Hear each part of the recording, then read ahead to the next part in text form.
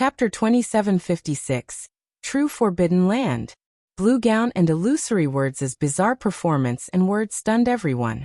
Were Blue Gown and Illusory Words monsters or not? Previously, when they came across monsters, all they needed to do was attack the said monsters. If they couldn't defeat the monsters, they could just run. Now, however, they couldn't even tell whether the monsters they faced were actual monsters. What were they supposed to do in this situation? Immediately, a deathly silence fell over the entire team as everyone turned to look at their teammates, afraid that the one standing beside them was actually a monster in disguise. Illusory Words and Blue Gown also warily eyed each other. This weird scene was definitely a first for everyone.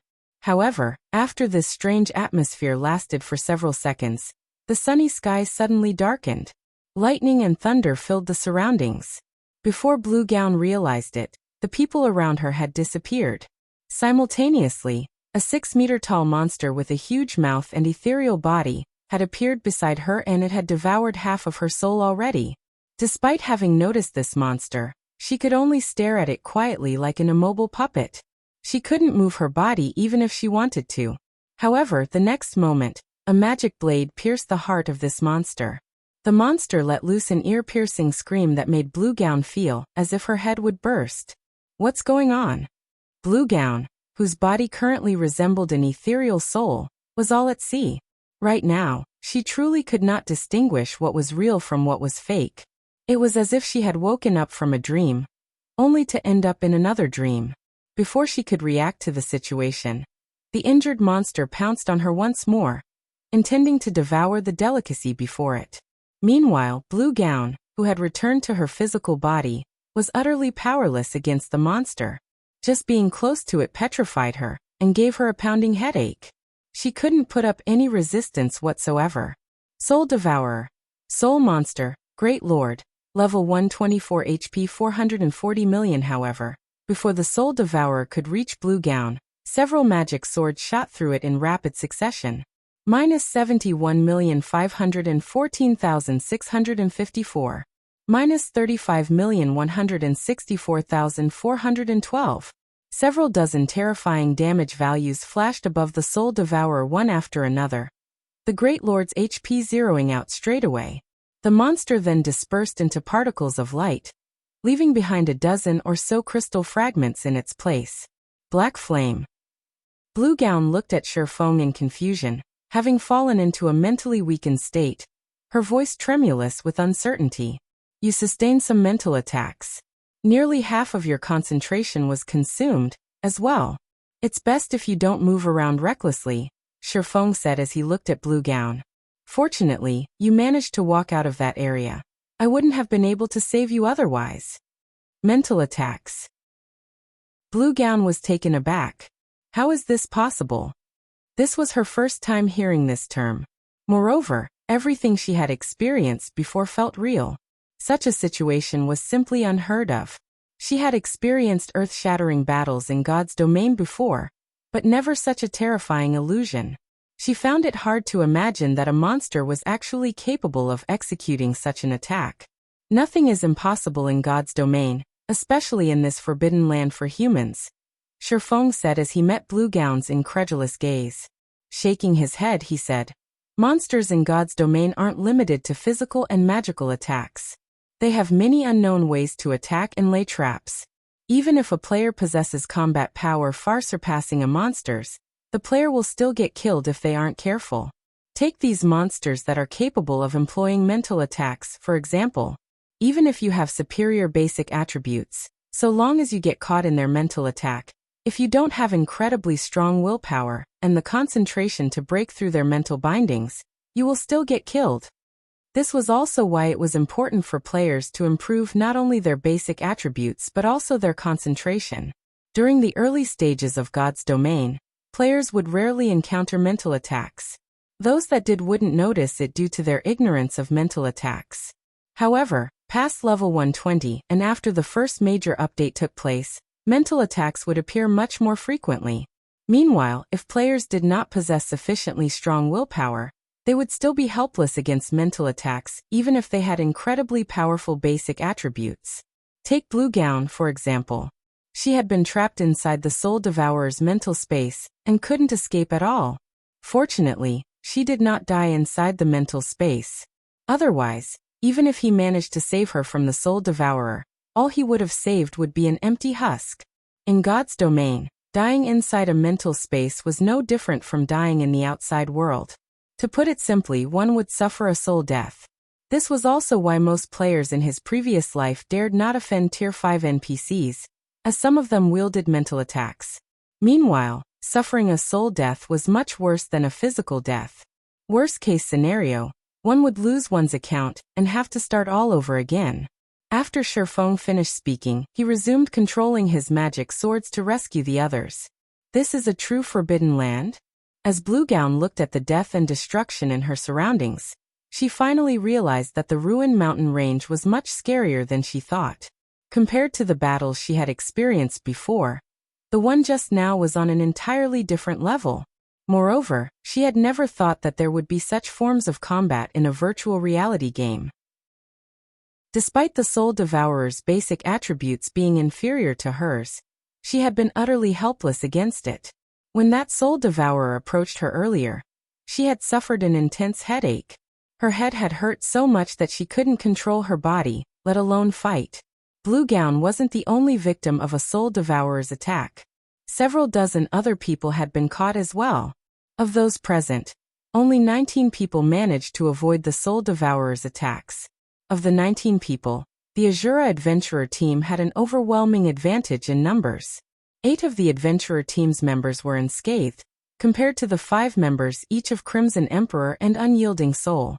At this time, everyone was desperately trying to save those who had been caught. However, some of the victims were beyond rescue already. The devouring speed of the Soul Devourers varied. Some were slow to finish their prey, while others were quick.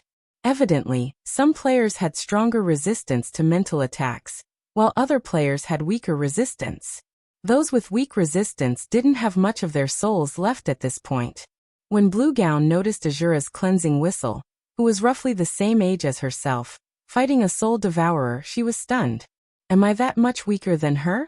Bluegown couldn't help her surprise and confusion as she watched Cleansing Whistle. She considered herself one of the best among her peers. Her guild even recognized her as one of the top 3 talents of the younger generation. Yet, she was actually inferior to Cleansing Whistle, someone whose combat standard hadn't even reached the Void Realm yet. However, before Bluegown could recover from her shock, she felt a chill envelop her body as if something was staring directly at her soul. What? This is a lie, right? How can we fight such a thing? Read latest chapters at Wuxia World. Bluegown wasn't the only person who felt this sensation. Everyone experienced it. When Illusory Words and Unyielding Heart looked in the direction of this feeling's source, they trembled in fear. A 30-meter-tall, 3-headed monster loomed over the team, and every step it took made everyone's soul shudder in fear. Tedelia the Soul Singer, Realm Lord. Superior Mythic. Level 128 HP 20,500,000,000. Chapter 2757, 15 seconds. Everyone gasped at Tedelia's appearance. A Realm Lord was in existence close to rivaling world bosses. Not to mention, Tedelia was a Realm Lord of the Ruined Mountain Range. Its strength was most likely on par with that of world bosses in the outside world. This is the terror of a forbidden land for humans? Mu Lingsha smiled wryly at the sight of the Soul Singer. She finally understood why none of the various superpowers expert teams managed to make it out of the Ruined Mountain Range alive. It would be strange if they did. At this time, not only was half of their team dead, but they also had to fight a large number of Soul Devourers. Although the Soul Devourers weren't particularly strong, most of the surviving members of their team couldn't fully exhibit their combat power, either. The Soul Devourers dealt astonishingly powerful mental damage. Even after players broke free from the Soul Devourer's mental shackles, the mental damage still existed, affecting their brains. The consequent headaches prevented the players from executing delicate actions, which, in turn, lowered their combat standards by 2 ranks on average. Now Void Realm experts could exhibit combat standards only at the Refinement Realm, while Domain Realm experts' combat standards were at the Void Realm. On the other hand, The Soul Devourers all had combat standards at the Trial Tower's 6th floor. They could undoubtedly be considered first-rate experts, not much inferior to ordinary Tier 3 experts in combat standards. With the addition of a Realm Lord, there was no way their team could get out of this situation alive. Among those still standing, only Lifeless Thorn, Solitary 9, Yenya, and Cleansing Whistle remained relatively calm, continuing to systematically slay the Soul Devourers, troubling the players around them. 9 Thorn and Yenya, help me hold the boss for 15 seconds. Shifeng said after saving another person from the Soul Devourers. Upon hearing Shifeng's command, Illusory words and unyielding heart couldn't help doubting their ears. They're still going to fight in this situation? Their opponents consisted of several hundred Soul Devourers and 1 Realm Lord. The only thing they could and should do now was run away. The battle recovery of a monster of Tedelia's rank allowed it to regenerate 2% of its HP every 5 seconds. In other words, the Realm Lord could recover 410 million HP per 5 seconds. That was basically killing a Great Lord of the same level every 5 seconds.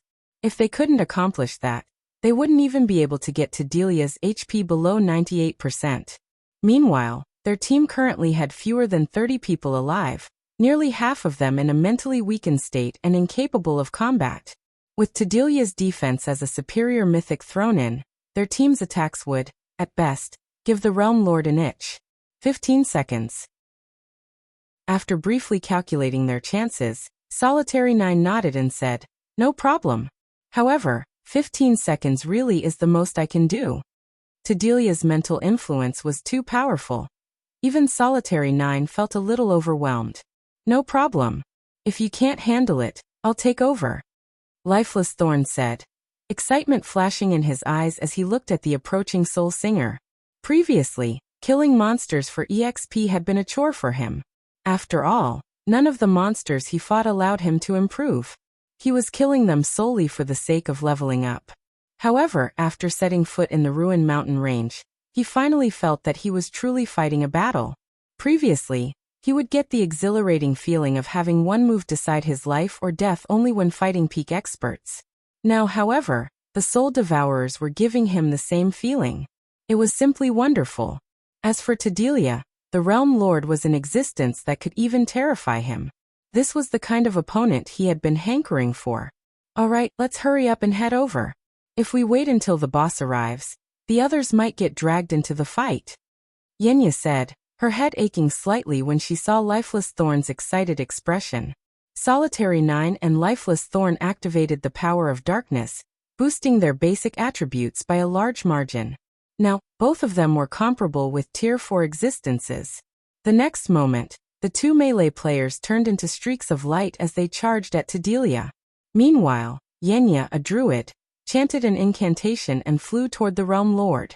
Simultaneously, she cast a layer of life protection on both Solitary 9 and Lifeless Thorn, the spell capable of absorbing some of the damage they took and converting it into HP.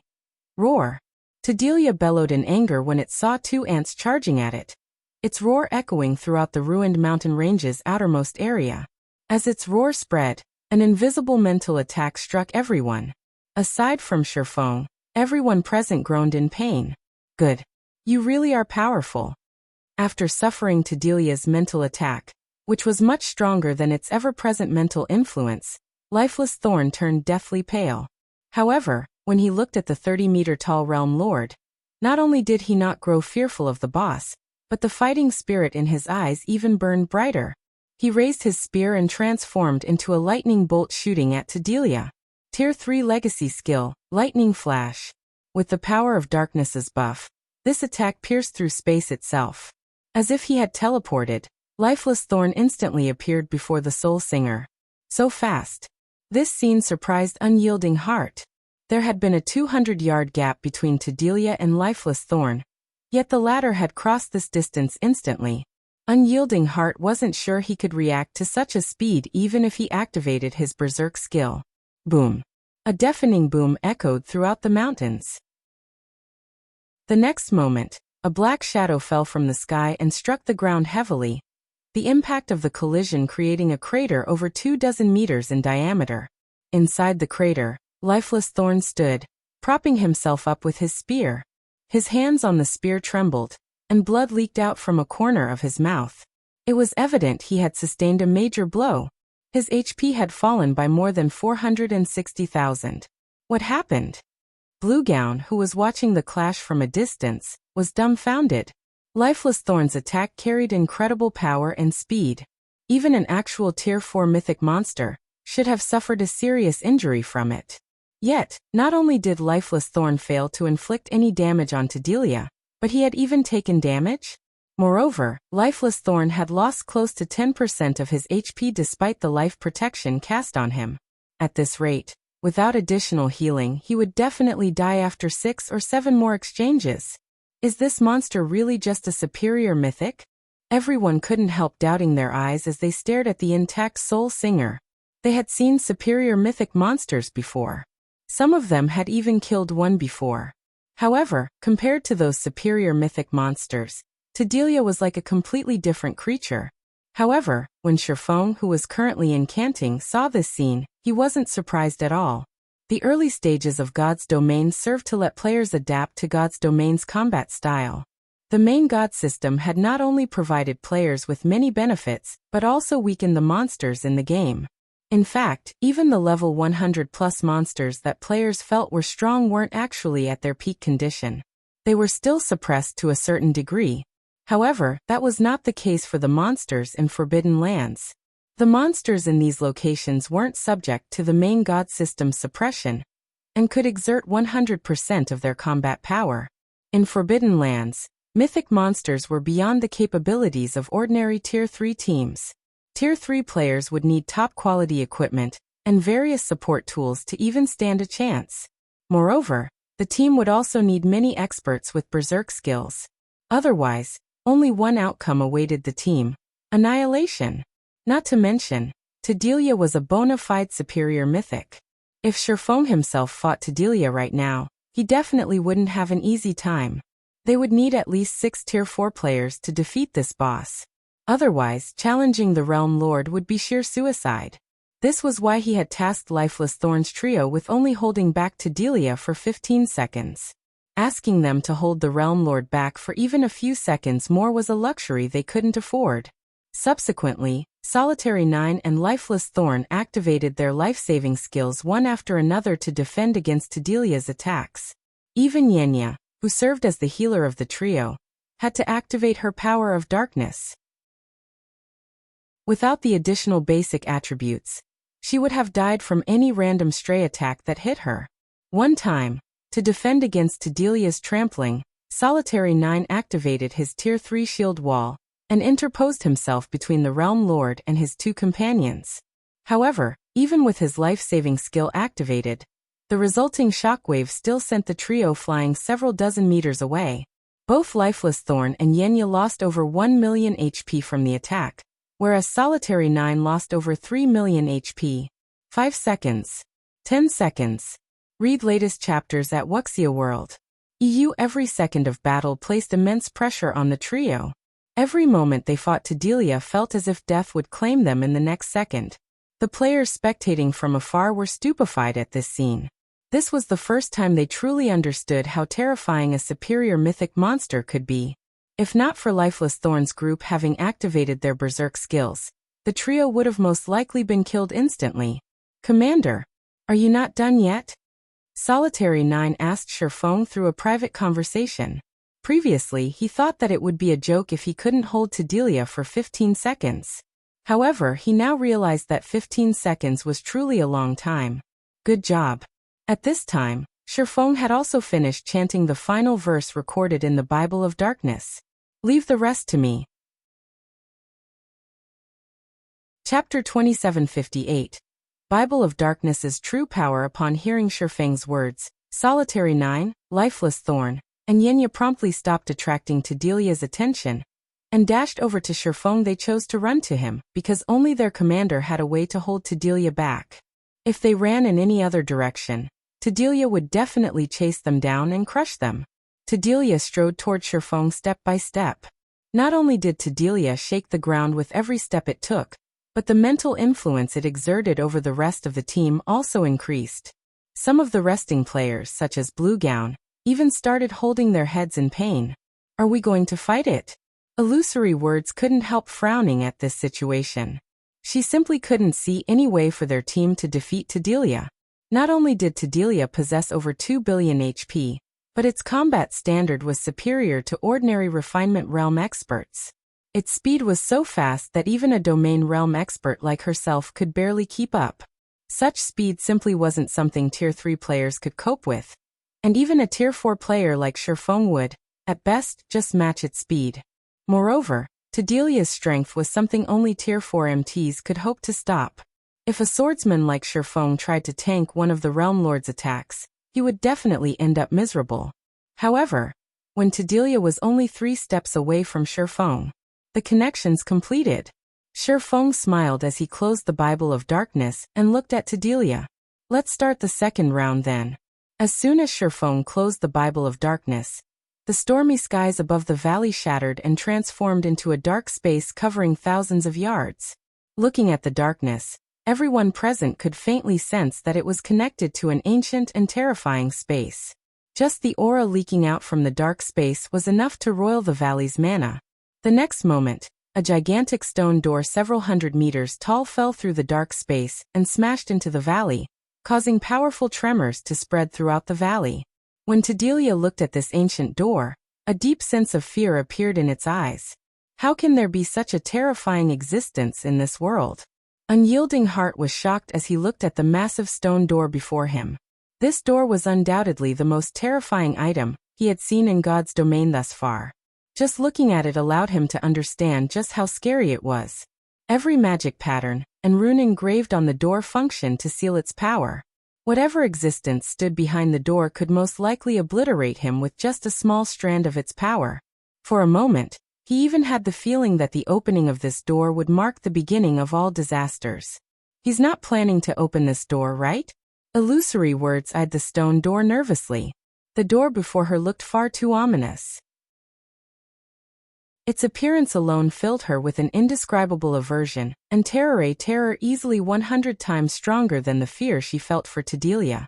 However, before Illusory words could continue this line of thought, the door began opening by itself slowly. Darkness, silence, and despair. For a moment, it felt as if all the negative emotions in the world were pouring out of this stone door. And even Shifeng felt uncomfortable in this situation. As for everyone else, their faces paled, and they knelt on the ground involuntarily, none of them daring to look at the stone door directly. Humans? No. You're not. Suddenly, words spoken in the abstruse demonic language flowed out of the door. Although none of the players present were knowledgeable of the language of demons, they understood what the spoken words conveyed. For a time, everyone was confused. I never thought that after so many years, you existences would be the next to summon this door.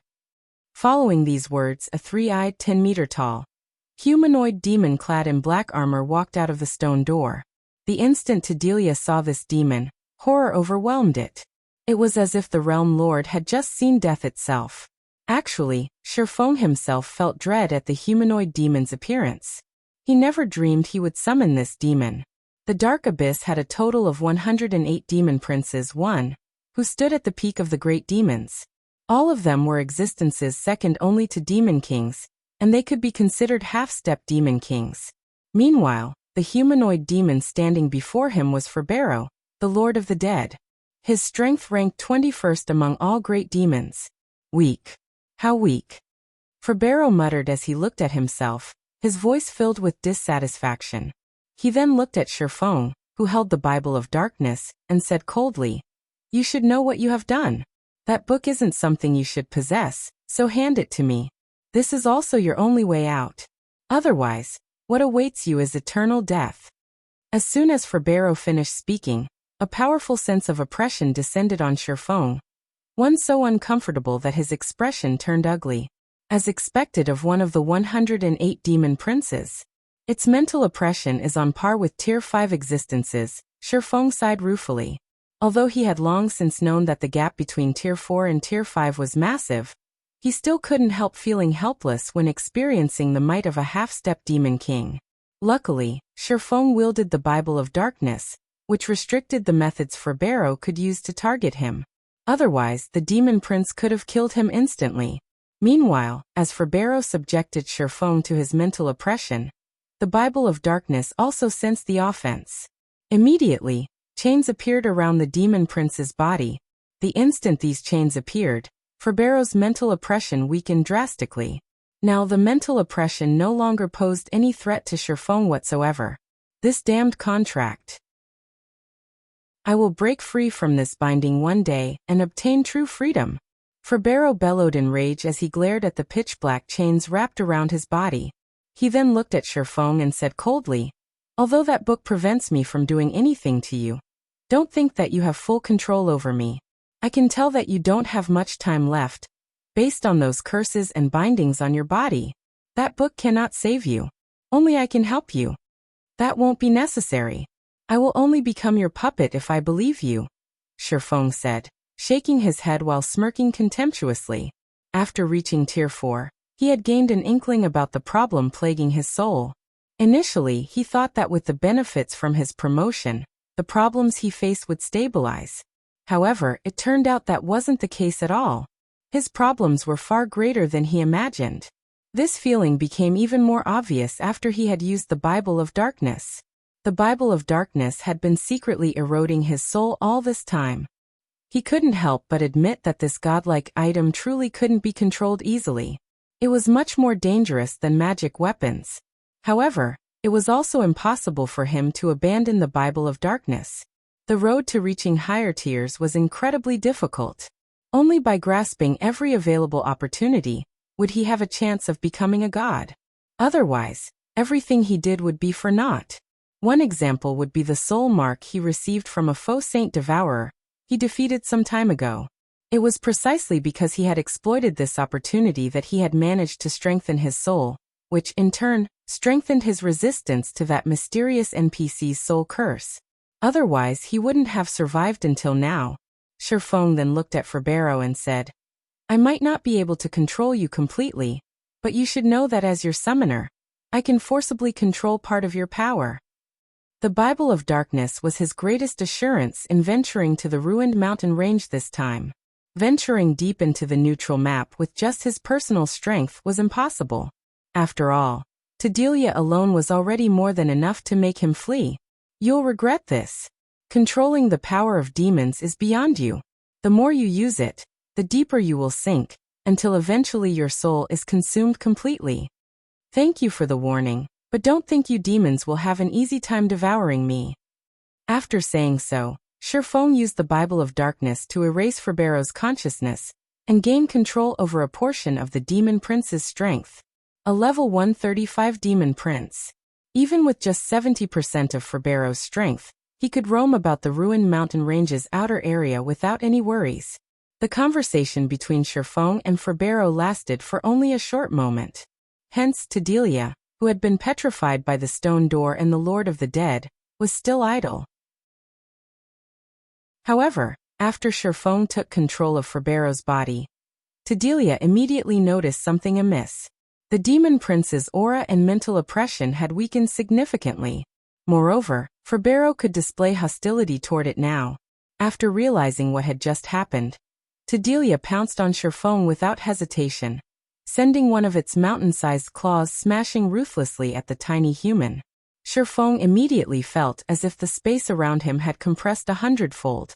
Not only did his body feel a lot heavier, but even time had started slow. Tier 4 innate skill, Sundering Earth.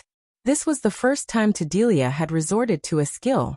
Previously, when fighting ants like Lifeless Thorn, it couldn't even be bothered to use skills. However, the only thing on its mind right now was to kill Sherfong as quickly as possible. Under intense pressure from the space around him, Sherfong looked up at Tedelia and smiled. "You're too late." Even before Sherfong finished speaking, Ferbero, who stood in front of Sherfong, waved his hand abruptly, and a pitch-black spear of flames condensed in his hand. He then swung the spear at Tedelia's approaching claw. Although Ferbero's spear was made of flames, it did not feel scorching at all. On the contrary, it gave off an extreme chill that froze the surrounding space. Time itself seemed to freeze momentarily. Boom. Space shattered and turned into nothingness. The impact of the collision between the two attacks caused the ground to sink.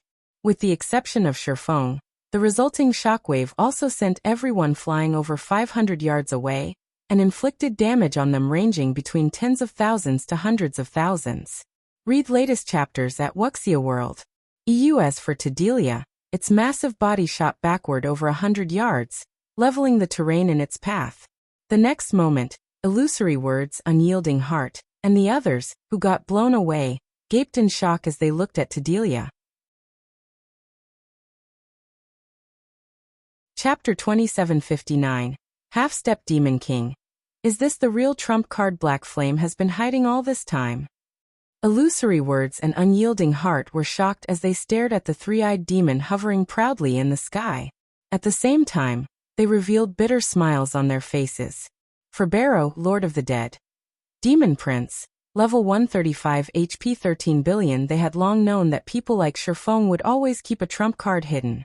Otherwise, he wouldn't have come to the dangerous Ruin Mountain range even though he had reached Tier 4. However, they never imagined that Shifeng's trump card would be this terrifying. The man had actually summoned a demon prince from the dark abyss and controlled it like a puppet to fight for him. A demon prince was an existence capable of rivaling Tier 5 existences. In terms of life rating, a demon prince was above even superior mythic monsters. Not to mention, Ferbero was even a demon prince with a title. Calling him a half-step demon king wouldn't be an exaggeration. If the various superpowers were to find out about this power, they would most likely have very ugly expressions on their faces. Any demon prince that possessed a title had earned their title by slaughtering countless people in God's domain. In fact, these titled demon princes were responsible for the destruction of some kingdoms in God's domain. For an existence capable of single-handedly destroying an entire kingdom, destroying a super guild's guild city would be child's play. In reality, Shifeng himself had also entertained the same fantasies as Illusory Words and Unyielding Heart. However, these thoughts remained merely thoughts. After his promotion to Tier 4, both his concentration and mana perception had gained a qualitative improvement. Thanks to these improvements, he discovered a small trace of dark energy lingering around his soul. The Bible of Darkness possessed incredible power. In fact, some legendary items would even seem weak compared to it. This situation was inconsistent with God's domain's rules. In God's domain, one had to pay a price corresponding to the power gained. This was the balance of God's domain. However, the Bible of Darkness didn't seem balanced to him. The power it offered its wielder was far greater than the cost of using it. Now, the Bible of Darkness's detriments were thoroughly revealed. His soul had become tainted with dark energy. Although the dark energy lingering around his soul was incredibly weak, its purity was exceptionally high, equal to the energy found in 7 luminaries crystals. Ordinary power couldn't expel it. And the more he used the Bible of Darkness's power, the stronger and purer this dark energy became. Particularly, when he summoned Ferbero, the rate at which this dark energy grew had skyrocketed. Hence, unless absolutely necessary, he didn't dare casually use the Bible of Darkness's power for now. Meanwhile, as everyone was stunned by Ferbero's power, Tedelia, who had been knocked backward, let loose a deafening roar like an enraged beast. Tedelia's originally translucent body turned blood red and enlarged significantly. Now the Realm Lord easily reached a height of 50 meters. Simultaneously, a ripple of power spread from its body, reaching 500 yards away and causing the ground to sink. What a strong gravity domain! Shifeng frowned when Tedelia's gravity domain reached him. Despite his mana domain and Tier 4 physique, moving inside Tedelia's gravity domain was actually difficult. Now he couldn't even exhibit half of his normal speed, let alone his strength. If Tier 3 players stood within this gravity domain right now, they would most likely be crushed to death. Fortunately, Ferbero, whom Shifeng controlled, wasn't particularly affected by this gravity domain. His speed and strength had been reduced by only 20% or so. He still held an advantage over Tedelia. So this is the Demon Prince's power? Shifeng was astonished by this situation. Despite both him and Ferbero being Tier 4 existences, there was a tremendous gap between them. He only had basic control over Ferbero's body. Utilizing Ferbero's mana and frightening concentration was beyond him. While these two aspects might not seem very important, they were crucial for Tier 4 existences to maximize the use of their basic attributes. At this time, Sherfong couldn't exhibit even 10% of Ferbero's true combat power. Despite that, Ferbero could still overwhelm Tedelia. All Sherfong needed to do now was control Ferbero and have the Demon Prince pin down the Soul Singer. If everyone else helped out in attacking Tedelia, slaying the superior Mythic wouldn't be impossible. However, Tedelia had no intention of letting Sherfong realize his plans. Chanting an incantation, the Realm Lord repeatedly shattered the ground around itself and gathered the scattered rubble. In just 3 seconds, a meteorite with a 400-yard radius had formed in midair. A Tier 4 curse? Sherfang's complexion darkened when he saw the meteorite. A Tier 4 curse cast by a superior Mythic would possess power at the Tier 5 standard. A single strike from such an attack was more than enough to demolish a city's defensive magic array. As a Tier 4 player, if he got struck by this attack, he would die without question. At this time, let alone Sherfong, even Illusory Words, Unyielding Heart, and the other players standing over 500 yards away were stunned by Tedelia's attack. Helpless smiles appeared on their faces. Once this Tier 4 curse landed, none of them would survive. They couldn't even interrupt the spell. Damn it! Why can't I use his mana? Sherfong felt a huge headache in this situation. If Ferbero were to rely on only his physical body, the Demon Prince definitely wouldn't be able to shrug off a Tier 4 curse. Moreover, even if Ferbero could endure the attack, both Sherfong and the rest of his team couldn't. Escaping was also impossible at this point. After all, the activation of a Tier 4 curse would place a seal on the space of the affected region. Aside from shattering the Tier 4 curse directly, the only other way to survive a Tier 4 curse would be to endure it. However, neither of these two options were viable for Sherfong. If he couldn't control Ferbero's mana, he wouldn't be able to use any of the Demon Prince's skills or spells. He could only have the Demon Prince fight hand to hand. While Sherfong was thinking about how to resolve this Tier 4 curse, Tedelia completed the incantation for the Tier 4 curse meteorite collapse. Boom. The next moment, the enormous meteorite that had taken shape fell from the sky like a real meteor. Damn it. Seeing the descending meteorite, Sherfong gritted his teeth and began calling the dark energy hidden in the depths of his soul. It's all or nothing now. As a tool capable of controlling all demons, the Bible of Darkness shouldn't be limited to turning demons into simple meat puppets. Sherfong believed it could exert further control over them. Meanwhile, a demon's power wasn't limited to just mana.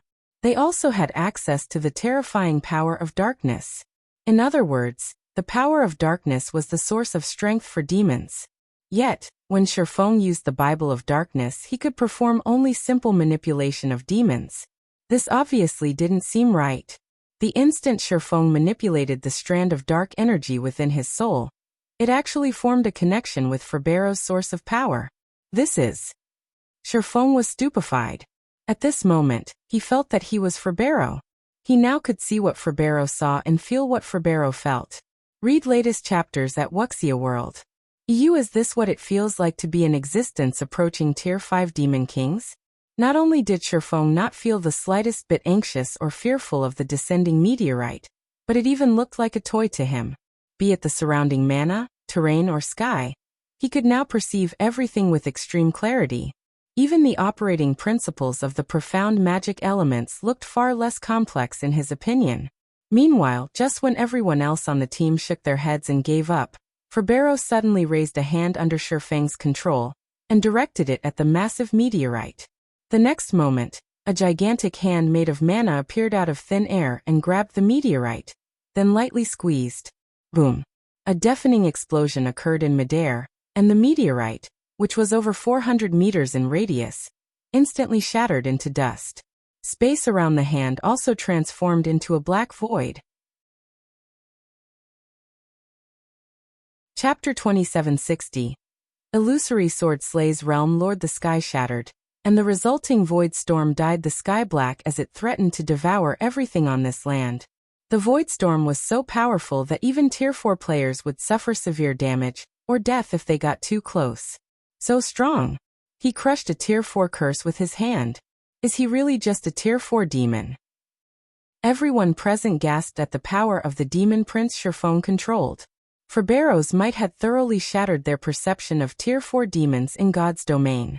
In fact, even Sherfong himself felt shocked by this outcome. Amazing! A demon prince can actually control mana to such a terrifying level. No wonder they're known as half-step demon kings. Their actual combat power is definitely at the Tier 5 standard. Previously, Sherfong had merely thought to use Ferbero's mana to resist Tedelia's Tier 4 curse. However, the mana hand the demon prince conjured had actually shattered the Tier 4 curse. The demon prince's power was beyond his imagination. Nevertheless, the most amazing aspect about Ferbero would have to be the mana he could condense. The strength of the condensed mana surpassed even Sherfang's mana when he executed Holy Devour. Meanwhile, Ferbero had already exhibited such astounding mana just by casually condensing it into the shape of a hand. Had the demon prince executed a mana technique just now, the result would have definitely been mind-blowing. The power of the attack might even reach the intermediate Tier 5 standard. Usually, if a superior mythic monster used a Tier 4 curse, the spell's power would only be at the entry level of Tier 5, not even reaching the basic Tier 5 standard. However, the mana hand Ferbero manifested just now was undoubtedly at the basic Tier 5 standard. If the attack's power reached the intermediate Tier 5 standard, the resulting spatial storm would have had a radius of several thousand yards instead of just several hundred yards. Sherfong couldn't help reveling in Ferbero's power. After all, the feeling of wielding such power was simply wonderful. This was especially true for Ferbero's perception of an affinity for mana. When controlling the demon prince, Sherfong could feel his comprehension of the operating principles of mana becoming a lot clearer than before. This wasn't a sensation he could experience with just an ordinary Tier 4 physique. If I can maintain this state, I can probably break through my mana body's 100% threshold in just 1 or 2 hours. My control of mana might even improve, and getting promoted to a Grandmaster Magician would be far less of a struggle. The gap in physique and life rating wasn't something that basic attributes could compensate for. If the effects of basic attributes on one's combat power were calculated by addition and subtraction, then the effects of physique and life rating would be calculated by multiplication and division. This was also why the dragon race stood at the apex of all races. Even with the same basic attributes, a dragon would be many times stronger than a human. For the same reason, dragons, fallen angels, and such creatures were invincible among those of the same tier, with some even capable of transcending tiers. Based on the power Ferbero displayed, the demon prince's life rating was probably close to rivaling dragons. However, as Sherfong was savoring this wonderful moment, a stinging pain came from the depths of his mind. He paled in agony and almost staggered and fell to the ground. Sure enough, the system won't allow players to be immersed in this feeling for long. Sherfong smiled bitterly when he sensed the state of his concentration and the taint on his soul. He had manipulated Ferbero's mana for less than 3 seconds, yet not only did he expend 10% of his concentration, but the dark energy in his soul had also grown significantly stronger. The corrosive effect of manipulating Ferbero's mana was 1/3 of summoning the demon prince himself.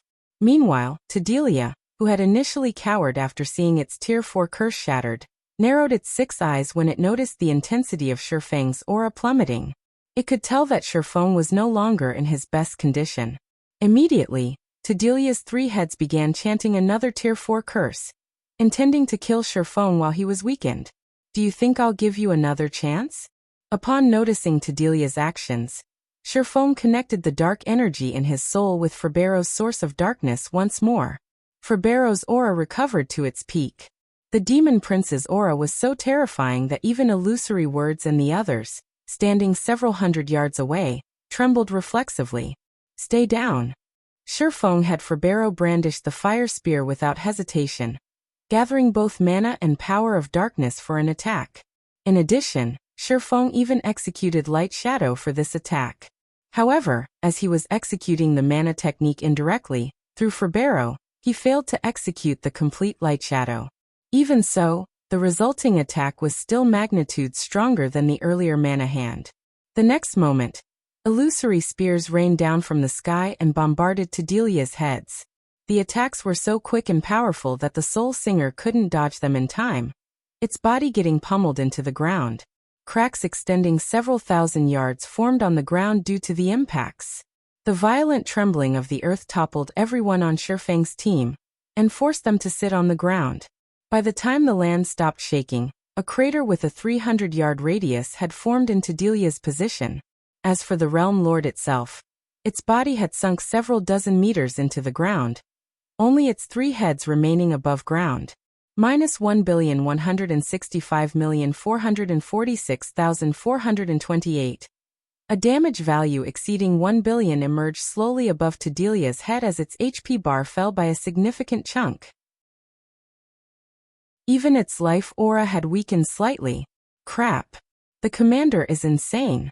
He actually managed to summon such a demon. Solitary 9 was secretly astonished when he saw the damage and destruction Ferbero caused.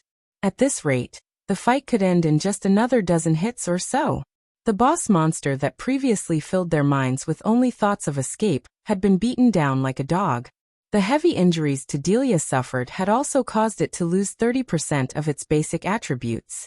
There was simply no comparison between Tedelia and Ferbero. Alright, stop daydreaming. All of you activate your berserk skills and fight the boss together with the Demon Prince. We must get rid of the boss now. Otherwise, none of us will get out alive. Shifeng ordered weakly through the team chat as he sat down on the ground. He had used his full power to launch that previous blow. He had even executed a partial light shadow. As a result, he had expended 30% of his concentration and further enhanced the dark energy in his soul. Now he was in an incomparably weakened state, and just controlling Ferbero required all his focus. If they allowed Tedelia to recover and use another Tier 4 curse, they would team wipe. Hence, they needed to finish Tedelia while the Realm Lord was still weakened. They definitely could not afford to give it a chance to catch a breather. Upon hearing Shifeng's weak voice, Unyielding Heart immediately understood their situation. Hurriedly, he shouted through the team chat. Everyone from Unyielding Soul, follow me. Everyone from Crimson Emperor, attack together. Activate your berserk skills. Illusory Words also commanded her subordinates to take action. She, too, understood that now was not the time to hold back. Immediately, 20+ peak experts from Azura, Unyielding Soul, and Crimson Emperor activated their berserk skills and rushed toward Tedelia simultaneously. However, the Soul Singer also realized the precarious situation it was in right now. After dragging its heavily injured body out of the crater, it fled without hesitation. Don't even think of getting away. Shifeng did not give Tedelia any opportunities to escape. Controlling Ferbero, he had the Demon Prince launch another attack at the Realm Lord. However, as Shifeng could execute only simple attacks with Ferbero right now, Tedelia managed to defend against the Demon Prince's attack despite being heavily injured. -94,376,414. A damage value nearing 100 million appeared above Tedelia's head when its claw collided with Ferbero's fire spear. Disregarding the damage, Tedelia immediately jumped into the air to flee. However, Shifeng was no ordinary expert, but someone at the peak of the Ascension realm. Even though he was in a mentally weakened state and couldn't get Ferbero to exert his actual combat power, he could still use the Demon Prince to pin down Tedelia. Every one of the attacks he executed with Ferbero targeted Tedelia's vitals, forcing the Realm Lord to defend itself. Meanwhile, Unyielding Heart and the others arrived within attack range and immediately joined the battle. All of them possessed power rivaling Tier 4 mythic monsters.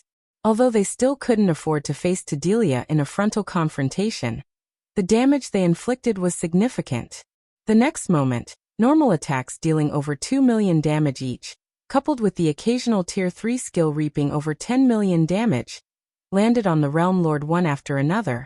As Tedelia was already struggling to deal with Ferbero, it was utterly powerless against the 20+ players' assault. It could only let the players bombard it with attacks as they pleased.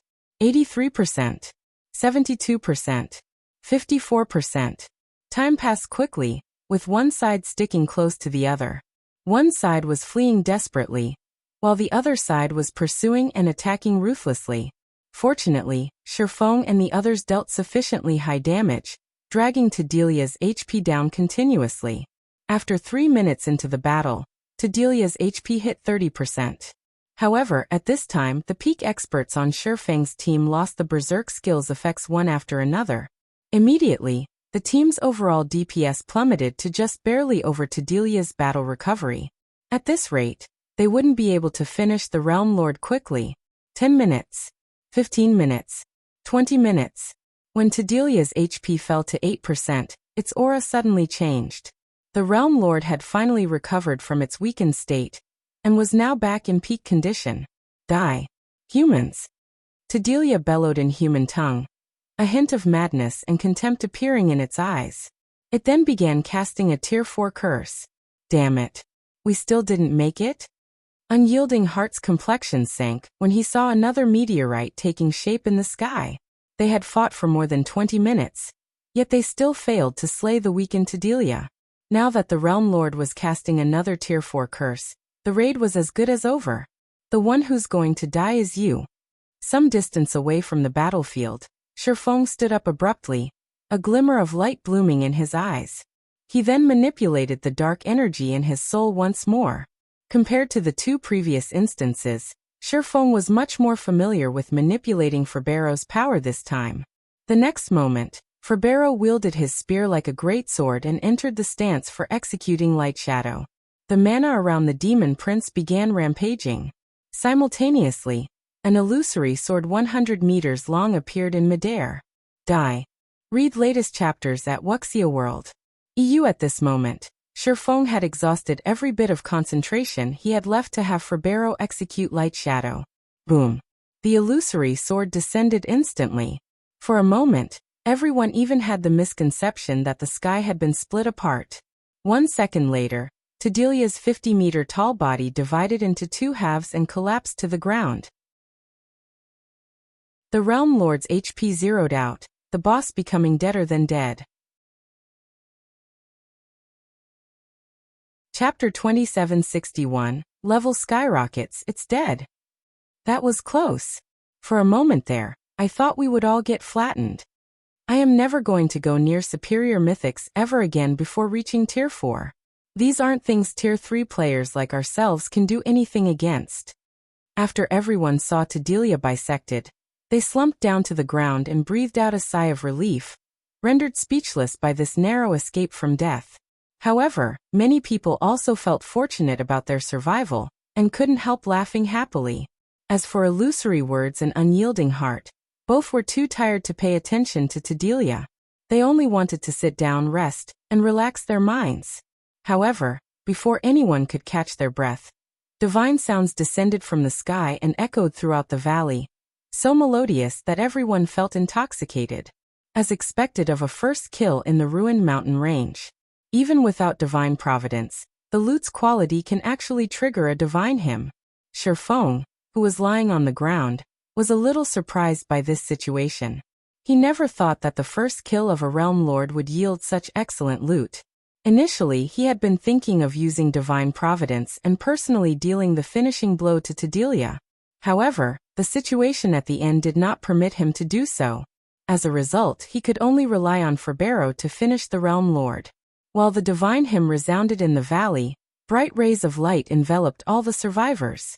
Shifeng, who was initially at 78% of level 125, leveled up twice and reached 4% of level 127. Everyone else leveled up at least 3 times, with some even leveling up 4 times. The abundance of the EXP awarded utterly dumbfounded everyone. A superior mythic boss actually awards so much EXP? If it were before, we wouldn't get this much EXP even after killing 30 superior mythics. With this, we save at least half a month of grinding. It's a pity that everyone else died. If not, they would have saved on plenty of grinding time as well. Everyone couldn't help sighing over the abundant EXP from Tedelia. On one hand, they felt grateful that they could save plenty of time. On the other hand, they felt guilty for those who died. Not only did the dead players not receive any EXP from the raid, but they would even lose 1 level after resurrection. And even if Illusory Words and the other healers of the team resurrected them, they would still lose nearly half a level's worth of EXP.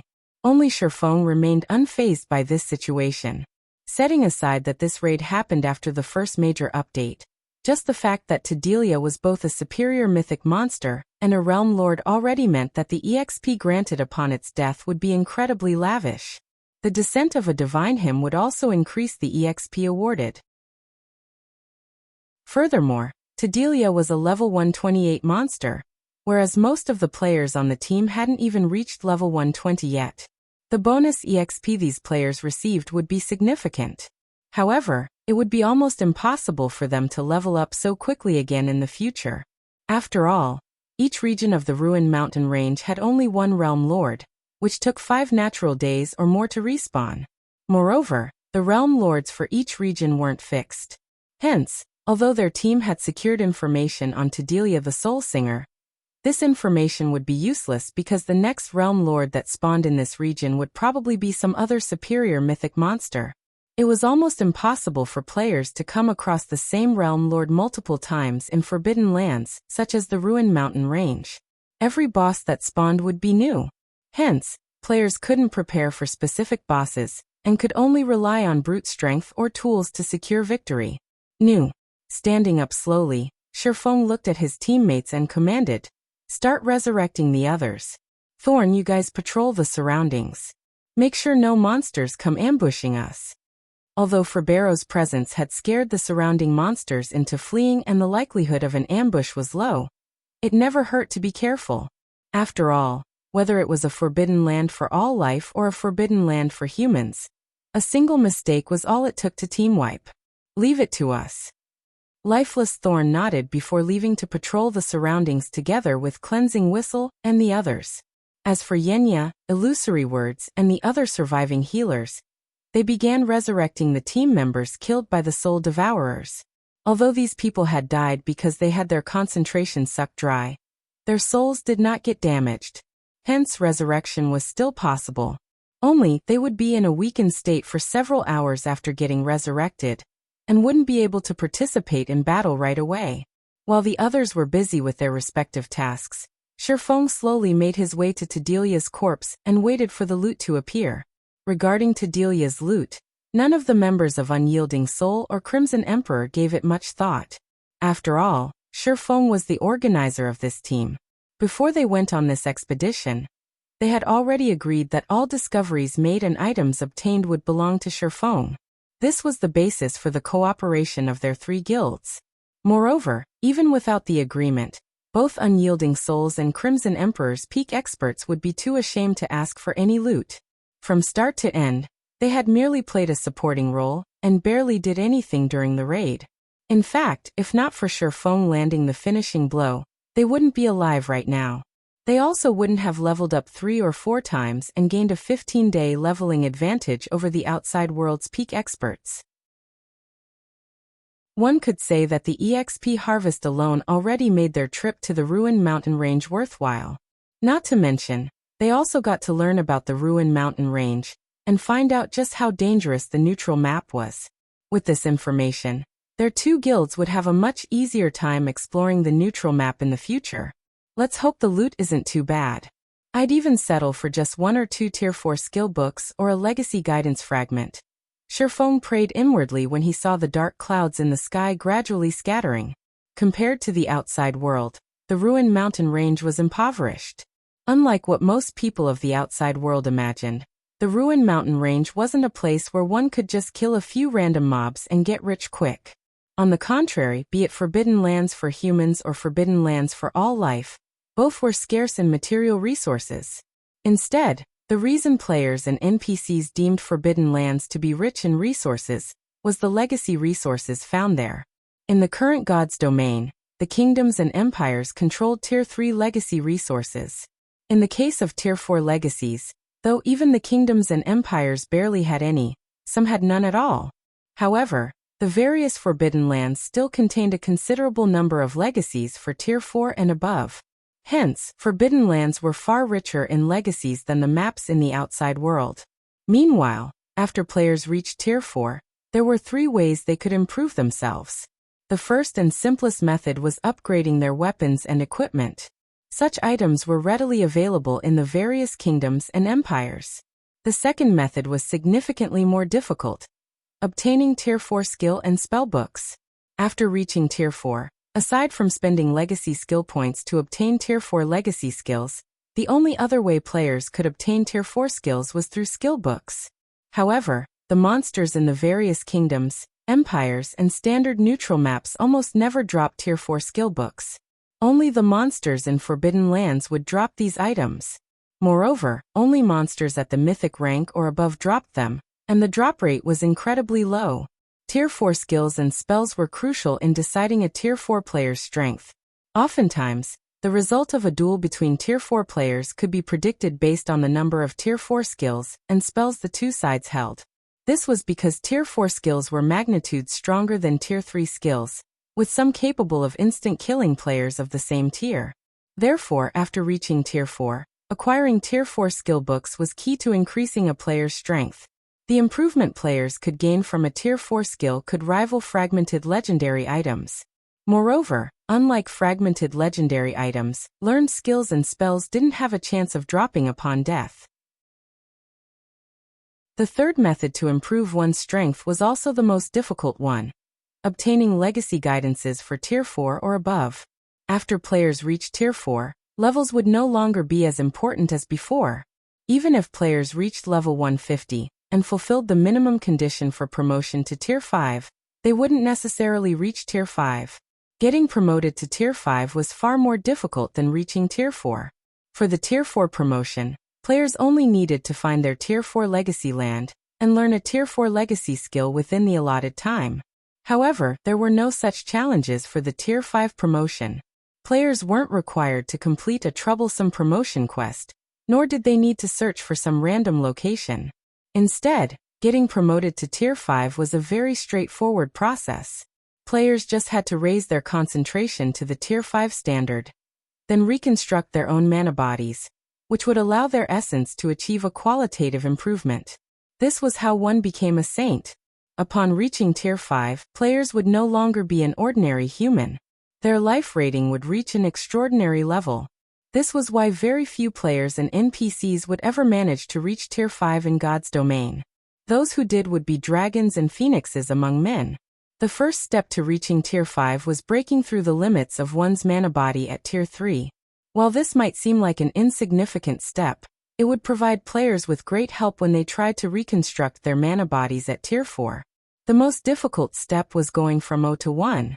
Meanwhile, Violet Cloud had already taken the first step on the path to Tier 5. Meanwhile, legacy guidances could aid players in understanding the operating principles of mana, because they recorded the comprehensions of ancient powerhouses on mana, and the methods to utilize mana. Some even contained methods and experiences for constructing mana bodies. This was also why Sherfong had chosen to receive the Crimson-Eyed Sword Saint's legacy guidance without hesitation. At Tier 3, despite receiving samples of mana bodies, players still faced incredible difficulty constructing their mana bodies. If players wished to get promoted to Tier 5, they would need to construct a mana body that was at least 10 times stronger.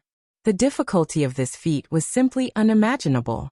Hence, legacy guidances were incredibly important. Only by continuously learning about mana and mana bodies could players construct a mana body, rivaling Tier 5 existences. Otherwise, they would remain at Tier 4 for the rest of their lives. However, obtaining legacy guidances was easier said than done. Legacy guidance fragments were no less rare than fragmented legendary items. Generally, only the bosses of Forbidden Lands at the Realm Lord status, or higher, would have a small chance of dropping this treasure. This was also one of the reasons very few independent players ever managed to reach Tier 5. Read latest chapters at Wuxia World. After all, let alone soloing superior mythics of the same level, even soloing superior mythics of a lower level was impossible for Tier 4 experts. Normally, raiding such monsters required the cooperation of multiple Tier 4 players. Moreover, even if players killed a superior mythic, they wouldn't necessarily obtain a legacy guidance fragment. And even if a fragment did drop, how many people would get a share of it? In addition, the guilds would frantically contest for these bosses, which further increased the difficulty of reaching Tier 5 for independent players. Unless one possessed a sufficiently strong backer or heaven-defying talent, Tier 5 would forever be beyond one's reach. Meanwhile, as Shifeng was praying and looking to the sky with an exhausted expression, dozens of dazzling items descended around him. The appearance of these items immediately attracted the ambient mana from several hundred yards around. When Shifeng spotted a strange stone sculpture of a monster among these items, his eyes instantly lit up. He even rubbed his eyes, thinking that he had seen wrong. An ancient beast sculpture? Did this monster swallow an ancient god's treasury? Chapter 2762. Ancient treasure. While the strange beast statue held Shifeng's attention, the other players patrolling and resting in the distance noticed the several dozen items falling from the sky. Their eyes immediately widened in shock. Crap! What's up with this loot? I've never seen so many epic items and legendary materials dropping at once. The boss is a level 128 superior mythic, so the epic items it dropped can definitely be used up to level 150. Despite making so many contributions to the guild, I only managed to get a pair of epic bracers that can be used up to level 130. With all those epic items, I could probably fully gear myself in epic items. Despite everyone being peak experts or better, they still grew envious when they saw Tedelia's loot. Rather, it was inevitable that they would be envious. Although epic weapons and equipment had become a lot more common in the current god's domain, the majority of them could be used only up to level 100. Those that could be used up to level 120 were few and far between. As for epic items that could be used up to level 150, even the various superpowers wouldn't have more than 30 pieces. This wasn't because the various superpowers were slacking on killing level 100 plus mythic monsters, but because mythic monsters only had a tiny chance of dropping epic weapons and equipment that could be used up to level 150. Now, however, Tedelia had dropped over 10 epic items. Needless to say, every one of these epic items would be good up to level 150. After all, Tedelia was a level 128 superior mythic. According to their past experiences, the epic items dropped by level 120 plus superior mythic bosses would almost certainly have their level limit set at 150. However, the epic weapons and equipment dropped were only the tip of the iceberg. What truly made everyone's eyes glow were the legendary materials in the loot. Legendary materials could be used to create customized epic weapons and equipment, which would definitely be top tier among epic items. However, like level 150 epic items, the drop rate for legendary materials was pitifully low. Even level 100 plus superior mythics would, at most, drop inferior legendary materials. More often than not, they would drop only epic materials. Nonetheless, Tedelia had dropped as many as 7 legendary materials. In other words, one could produce 7 customized epic weapons and equipment with a level limit of level 150. Not to mention, the 20+ inferior legendary materials Tedelia dropped could also be used to produce top-tier epic weapons and equipment. In other words, Tedelia alone had essentially dropped over 30 level 150 epic weapons and equipment, more than enough to fully arm 2 players in level 150 epic items. This was something impossible even for the various superpowers at this stage of the game, as expected of a forbidden land. Just the loot of a superior mythic boss here equals the loot of 3 or 4 superior mythic bosses in the outside world. The loot's quality is also significantly better. Unyielding Heart also couldn't help his astonishment at this scene. At the same time, he resolved that once he reached Tier 4, he would absolutely bring a team here to explore the ruined mountain range. However, unlike everyone else, Shifeng paid no attention to the weapons, equipment, and materials Tedelia dropped. Instead, he stepped forward, collected a 1-meter-tall beast statue, and stored it in his epic spatial bag without hesitation. In Shifeng's opinion, even the combined value of all the other items Tedelia dropped couldn't compare to the value of this beast statue. Sacred Beast Statue, Soul-Devouring Beast. Epic rank unique item. One of 12 stone sculptures of sacred beasts made by Barstan. It holds incredible power. One shouldn't underestimate the beast statue, just because it was an epic item. For Tier 4 players and above, This beast statue was easily 1,000 times more valuable than legendary items. An ancient god in God's domain, Sirikalo Barstan was known as the god of elements by everyone. Legend had it that he could control all magic elements, and he was incredibly strong even among the ancient gods. In God's domain, any item belonging to a god would already be an amazing item, let alone an ancient god's possession. The 12 sacred beast statues were one of Sirikalo Barstan's earliest creations. To both gods and ancient gods, these statues were trash. However, to Tier 4 players, these statues were priceless treasures. On the surface, the 12 sacred beast statues were only intended as room decor. However, if one placed these statues in areas with incredibly dense mana, the statues would generate a special signal. This signal allowed players inside the room to perceive the operating principles of a particular magic element. Although the granted perception was vague, it was still much better than blindly trying to feel and deduce the operating principles of the magic elements. Moreover, the effect stacked. With more beast statues collected, not only would one get to perceive more magic elements, but the intensity of the granted perception would also increase. In the past, a super guild had discovered an ancient god's treasury, and after working together with several superpowers and incurring countless casualties, the super guild had successfully raided the treasury. They had discovered 3 of the 12 sacred beast statues inside the treasury, one of them a medium-sized statue at the fragmented legendary rank. Due to these 3 beast statues, the super guild that found the treasury had ended up one of the 12 great guilds within a short period. Now, Shifeng had merely killed a superior mythic-ranked realm lord, yet he had actually acquired a sacred beast statue. This was simply unbelievable. I really lucked out this time. Although not even one fragmented legendary item dropped, the boss actually dropped an intact legacy guidance crystal, besides one of the 12 sacred beast statues. If any of those superpowers in the past found out about this, they would most likely go crazy from envy. Shifeng inwardly grew ecstatic as he picked up a crimson memory crystal from the ground.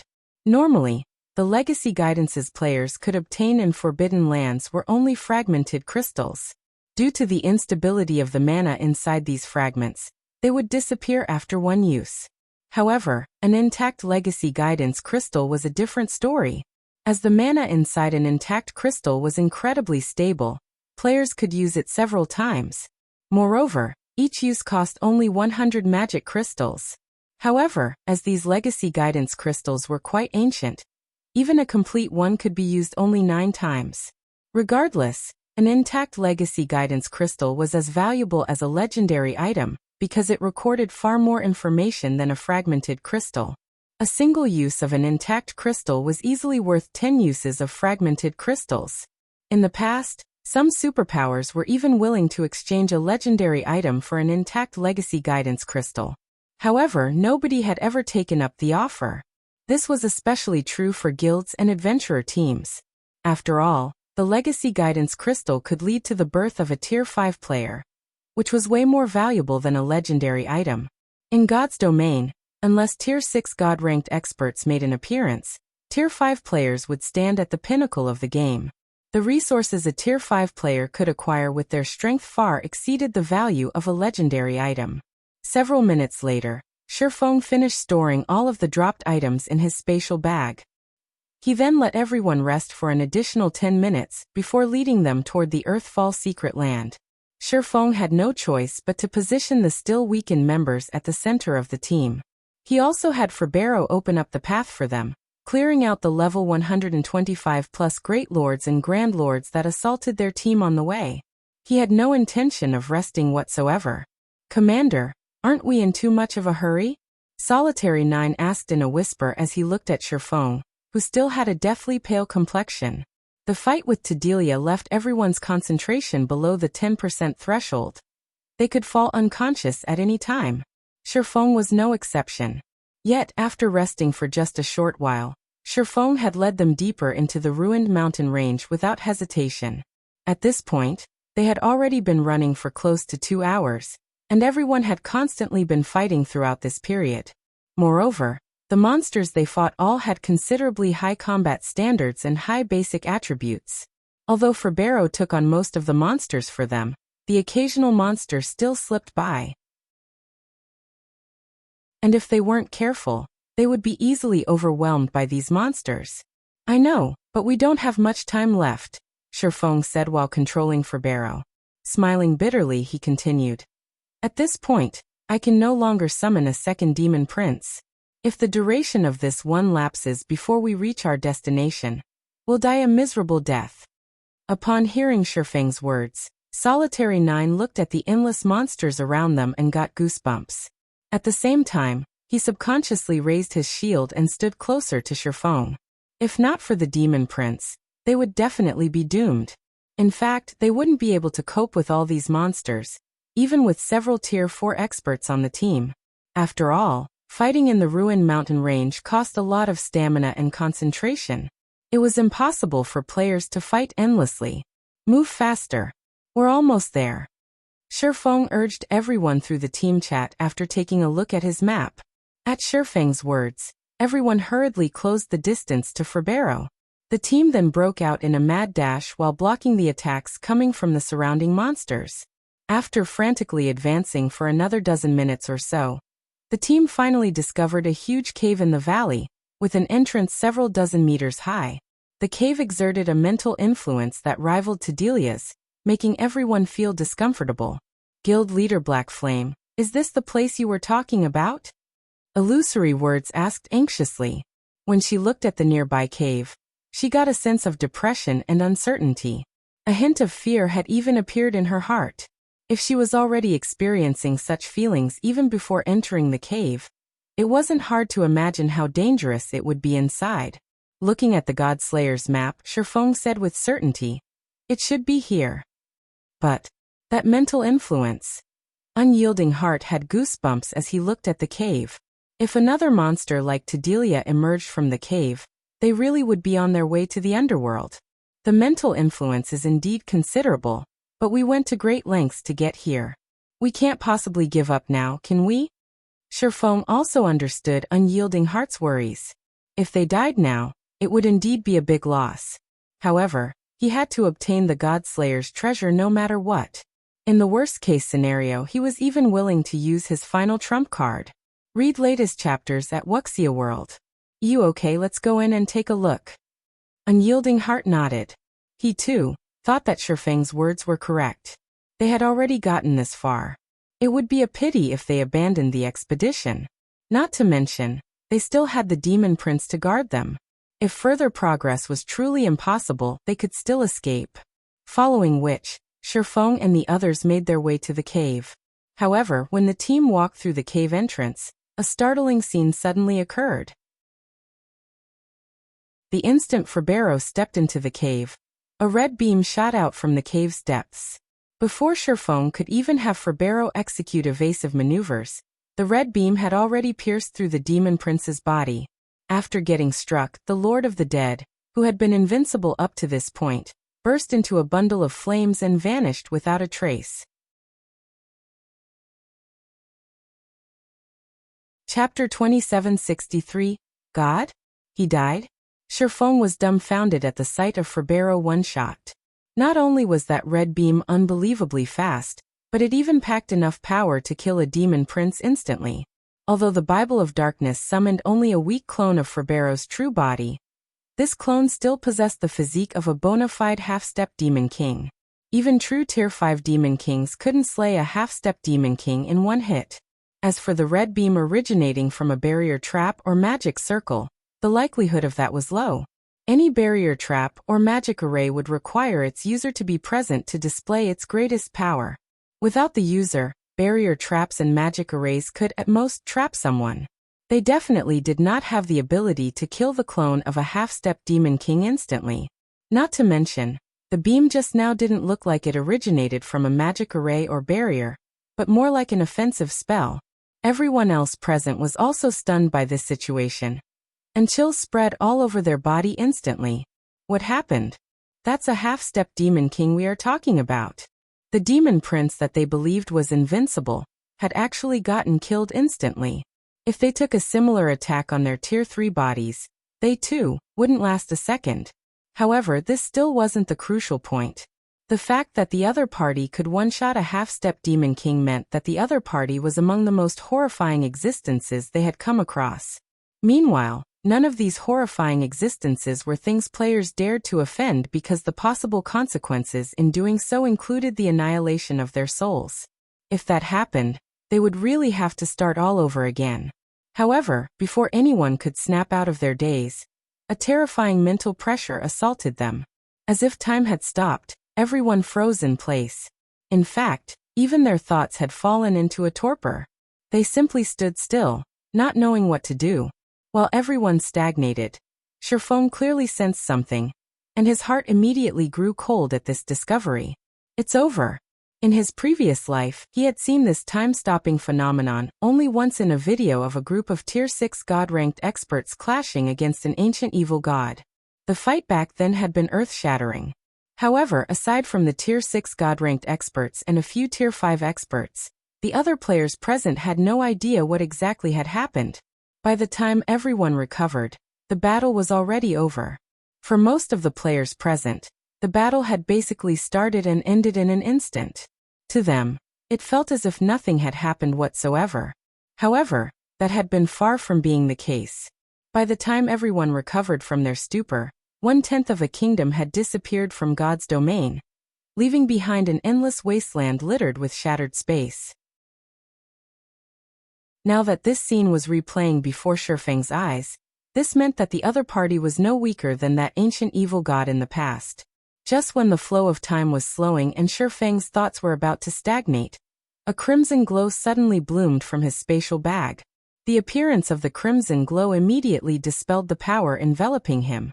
Afterward, a shabby yet dazzling broken blade flew out of the spatial bag and hovered quietly in front of him. This is the Ash Blade. Sherfong was shocked when he saw this broken blade. Various legends were circulating in God's domain regarding the Ash Blade, which was rumored to be the God-Slayer's weapon. A weapon named the Ash Blade had also appeared in Sherfang's previous life. Back then, the owner of this weapon had been a mysterious expert nobody knew.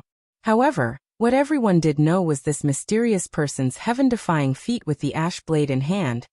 This mysterious expert had single-handedly annihilated a super guild's main city. Moreover, the Ash Blade this person wielded was incredibly powerful.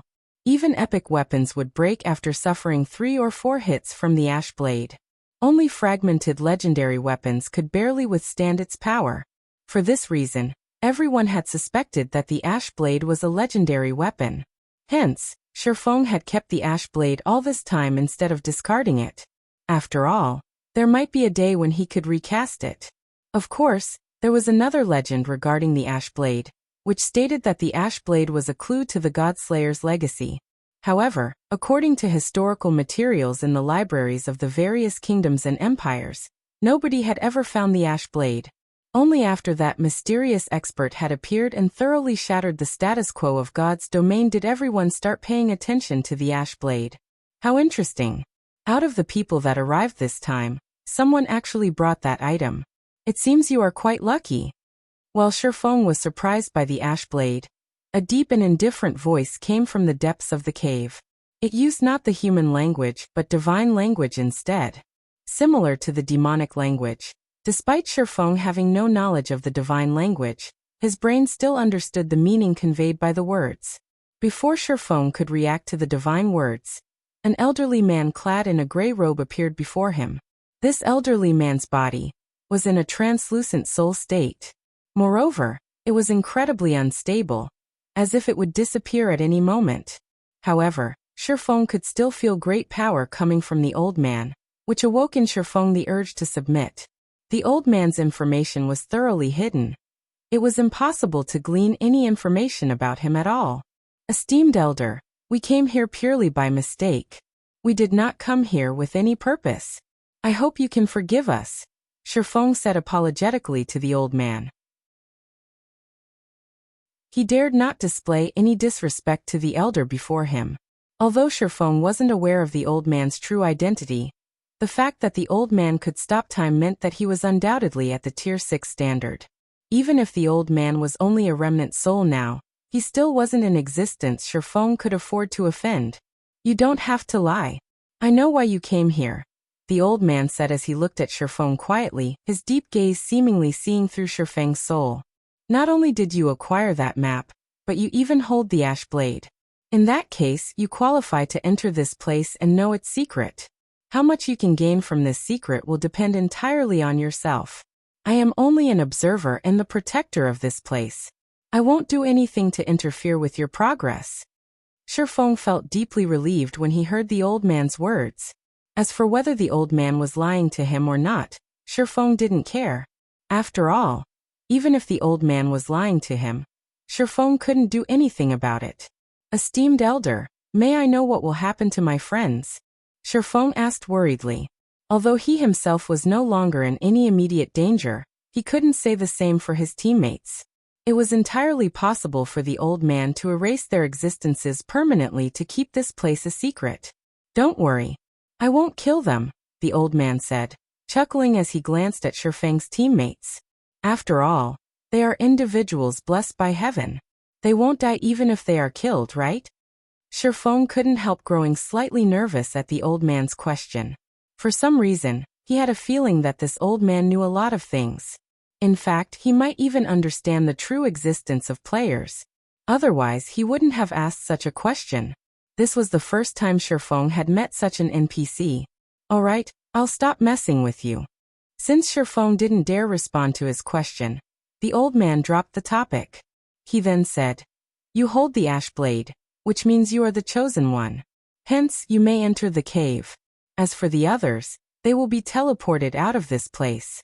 Of course, as you have been lucky enough to get selected, you can also bring 9 people with you. However, you'd best think about who to bring with you.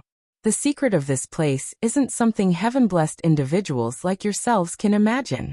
A single mistake might even result in a true death for you. When the old man said the words true death, he even placed emphasis on them. It sounded as if he was warning Shifeng, yet it also sounded as if he was teasing him. His behavior made it impossible for Shifeng to guess his thoughts. Nonetheless, Shifeng did not pay too much heed to the old man's warning. His goal in visiting the ruined mountain range was the Earthfall secret land. Although he did not know what kind of secret the secret land contained, from what he heard, the 3 super guilds that monopolized the secret land had acquired a lot of benefits. This meant that the secret land shouldn't be a very dangerous place. I've decided to bring the 4 of them. May I know if that is okay? Shifeng asked as he pointed at Lifeless Thorn, Solitary 9, Yenya, and Cleansing Whistle. Only 4. After taking a glance at Lifeless Thorn and the others, the old man looked at Shifeng in surprise and asked, Are you sure you don't want to bring more? You should know that the cost of entering that place is extraordinary. The amount of time you can stay there is also very limited. I'm sure. Shifeng nodded. Initially, he had considered bringing more people with him. However, with the possibility of this secret being much greater than he imagined, every additional person he brought along would be an additional risk. Hence, he decided to bring only Lifeless Thorn's group of 4. After all, the 4 of them had long since known many of his secrets. They could truly be considered his people already. However, the Azura Adventurer team's other members were not as reliable. Alright, this is your decision. The old man no longer pursued the matter, and waved his hand at the 4 selected people. Apart from Lifeless Thorn, Solitary 9, Yenya, and Cleansing Whistle, all the others immediately transformed into streaks of light and flew out of the cave. The streaks of light then left the ruined mountain range, dodging the purple lightning decorating the neutral map sky. Meanwhile, Lifeless Thorn and the others suddenly jumped up in surprise. What's going on? When Lifeless Thorn and the others saw their current situation, they fell into a daze. Just a moment ago, there had been nobody standing before them. In fact, even Shifeng had been behind them. However, in the blink of an eye, not only did Shifeng appear in front of them, but the rest of their team also disappeared without a trace. It was obvious that there was a blank in their memories. Read latest chapters at Wuxia World. Yui was now. A scary old man stood before them. And they couldn't read any information about this old man. Alright, stop looking around randomly. Your gazes are very annoying. Do you really think I can't sense them? The old man suddenly shouted at Lifeless Thorn and the others, the brief pressure he exuded nearly making their knees buckle. "I'll let you off this time. But if you behave like this to anyone else, they won't be as easy on you as I am."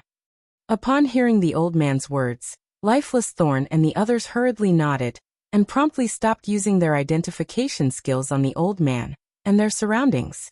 "That's more like it. Now follow me." The old man nodded when he saw Lifeless Thorn, and the others turn obedient. He then began walking into the depths of the cave. Chapter 2764. Land of Fallen Gods. Outside of the ruined mountain range, devouring swamp. Dozens of streaks of lights descended onto a swampy woodland as Unyielding Heart and the others were transported out of the ruined mountain range. Were we resurrected? Unyielding Heart looked at his surroundings with some confusion. Why did we get resurrected here? Where's Brother Black Flame? The Devouring Swamp was a neutral map adjacent to the ruined mountain range. However, the map was very high level, with monsters at level 130 or above. It wasn't suitable for them to travel across. Hence, they had previously traveled through a level 120 neutral map to enter the ruined mountain range. "I don't think we got resurrected," Illusory Words said, shaking her head. "We were most likely teleported here, probably the doing of that horrifying existence we came across just now." Although she didn't know what had happened, the most likely possibility was that they were banished from the cave, since none of them had lost any levels. Big Sis Illusory, aside from Black Flame, Azura's side seems to be missing 4 people too, Blue Gown said strangely after carefully inspecting the team. At Blue Gown's words, everyone else noticed that Lifeless Thorn and 3 others of the Azura Adventurer team were indeed missing. At this discovery, Azura's members couldn't help becoming anxious. Did they get left behind? Unyielding Heart subconsciously muttered a guess. At Unyielding Heart's words, everyone present felt chills crawling down their backs. Before they lost consciousness, they had clearly felt a frightening mental influence from the depths of the cave. If not for them losing consciousness a moment later, they might have dropped to their knees the next second. Without a doubt, the source of the mental influence was the most terrifying existence they had come across since entering God's domain. They found it truly hard to imagine the consequences of being targeted by such an existence. If that's true, this is bad. Illusory Words also frowned at this possibility. Against that kind of frightening existence, even a Tier 4 player like Sherfong would be no different from an ant. In fact, the said existence might even be able to obliterate their souls. After all, a few of the many frightening existences she knew of possessed this kind of horrifying ability. Not to mention, the existence they just met was many times stronger than any of those frightening existences. Let's reorganize the team and go back to take a look. Simply standing around and doing nothing isn't a solution, Unyielding Heart suggested. No, we cannot go back in, Illusory Words countered, shaking her head. Since that existence chose to keep them there should be a reason for this.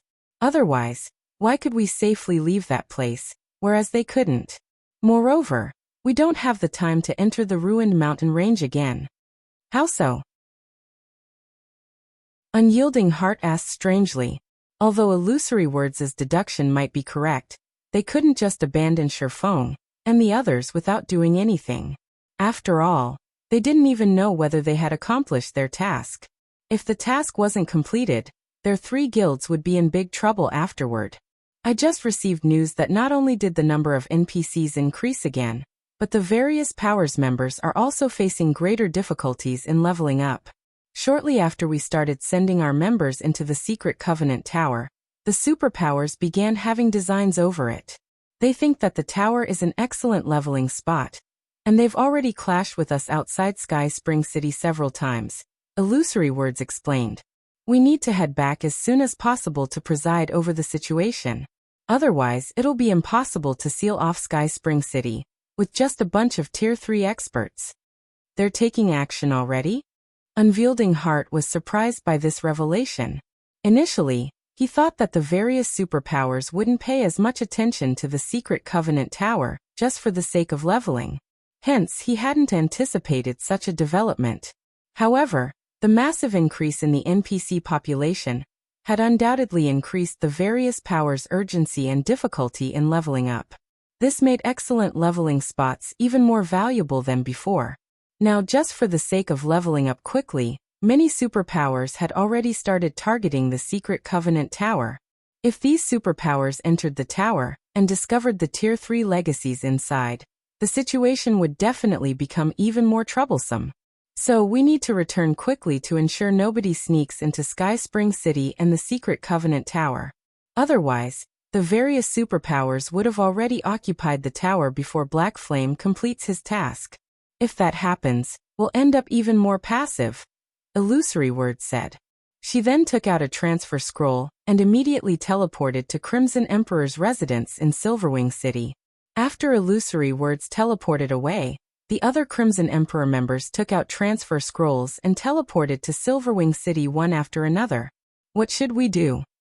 Mu Lingsha asked Unyielding Heart as Crimson Emperor's members left. Do we return too? That's the only thing we can do. Let's just hope Brother Black Flame's side is safe. Otherwise, we'll have a difficult road to walk down the line, Unyielding Heart said, sighing as he took out a transfer scroll himself. Unyielding Soul's other members immediately followed suit one after another. As for Azura's members, they planned to remain in the Devouring Swamp and level up while waiting for their vice commanders to contact them before taking further action. During the time Illusory Words and Unyielding Heart had returned to Silverwing City to control the overall situation, Shifeng and the others in the distant Ruined Mountain Range had arrived at the deepest part of the cave. Is this the secret of this cave? Shock and surprise filled Lifeless Thorn as he stared at the icy cavern before him. The icy cavern was over a dozen kilometers wide. Its interior was a snowy white world, with ice sculptures in the shape of humans, elves, half-orcs, giants, dwarves, and other races erected all over. Every one of these ice sculptures radiated an aura that was stronger than the demon Prince Ferberos. Meanwhile, these statues numbered in the tens of thousands. Moreover, the dozen or so ice sculptures at the cavern's center radiated an aura that was much stronger than that of the other ice sculptures. Despite standing so far away, Lifeless Thorn still felt awe and fear in his heart when he looked at these statues. He dared not approach any of them. At this moment, let alone Lifeless Thorn, even Shifeng was astounded by this scene.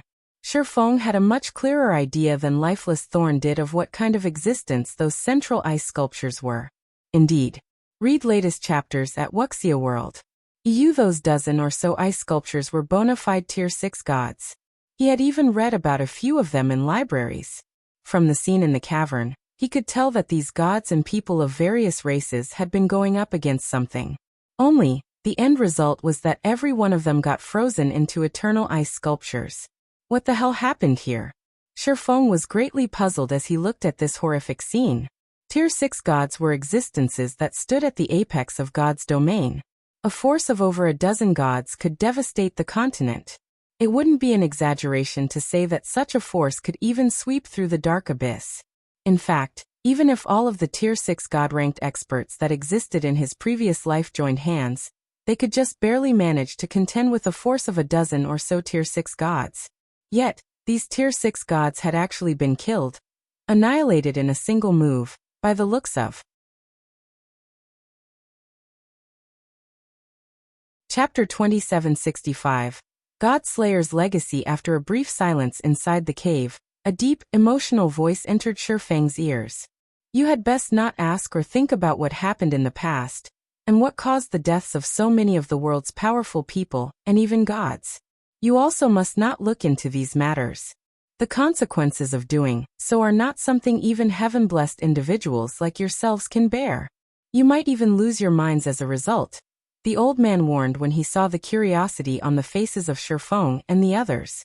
Although the old man's voice did not carry any mental influence or coercion, the certainty in his tone made Shifeng shudder involuntarily. As for Lifeless Thorn, Solitary 9, Yenya, and Cleansing Whistle, although they reacted fearfully to the old man's warning, the curiosity on their faces was clear for all to see. It was evident that they did not take the old man's words seriously. After all, this was a matter related to gods. Players who were new to God's domain treated the word God as merely a noun. At best, gods were a type of powerful monster to them. However, Those who truly ventured around God's domain and studied the historical materials in the libraries of the various kingdoms and empires would realize that gods weren't just powerful existences. Simultaneously, they represented a kind of extreme, a road leading to the top of God's domain. Hence, anything related to gods represented a massive opportunity for players. This was especially true for Tier 3 players like themselves. They were quite aware that they could no longer advance on their own. If they wished to get to the next level, they would have to follow in the footsteps of their predecessors. Meanwhile, the footsteps of gods were undoubtedly the best to follow. None of you should look deeper into this matter, at least not now, Shifeng suddenly said to Lifeless Thorn and the others. He knew very well how attractive gods were to Tier 3 experts. They wouldn't hesitate to look into matters related to gods, even if the risks were big. After all, the road to promotion was simply too difficult. Normally, players could already improve significantly with the ruins left behind by Tier 5 existences, let alone those of Tier 6 gods.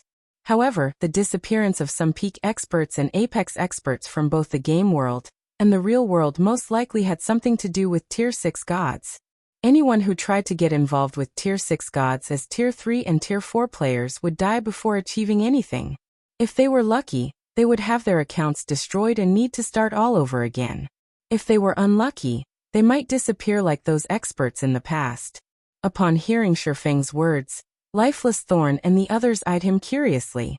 They never thought that Shifeng would actively stop them from looking into this matter. It seems you know your limits, kid, the old man said, gazing at Shifeng with warm approval. That's right. Only people who know the limits of their strength and abilities can live long lives. Even you heaven-blessed individuals are no exception. At the old man's words, Lifeless Thorn and the others promptly awakened from their greed. Thanks, Commander. I never thought I would get seduced by the benefits in front of me. Lifeless Thorn said in gratitude, a hint of fear in his voice. God's domain had always emphasized balance. All gains came with losses.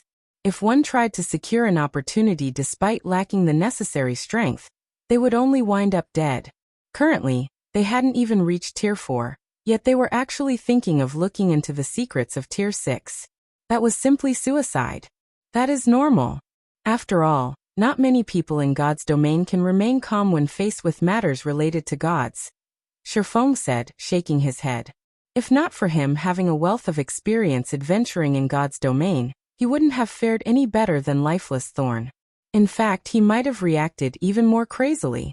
In the current era where the gods had withdrawn from the world, even the various superpowers would go nuts over a clue related to Tier 6 gods. In fact, even Tier 5 NPCs would fight desperately to secure this clue. Alright, that's enough talking.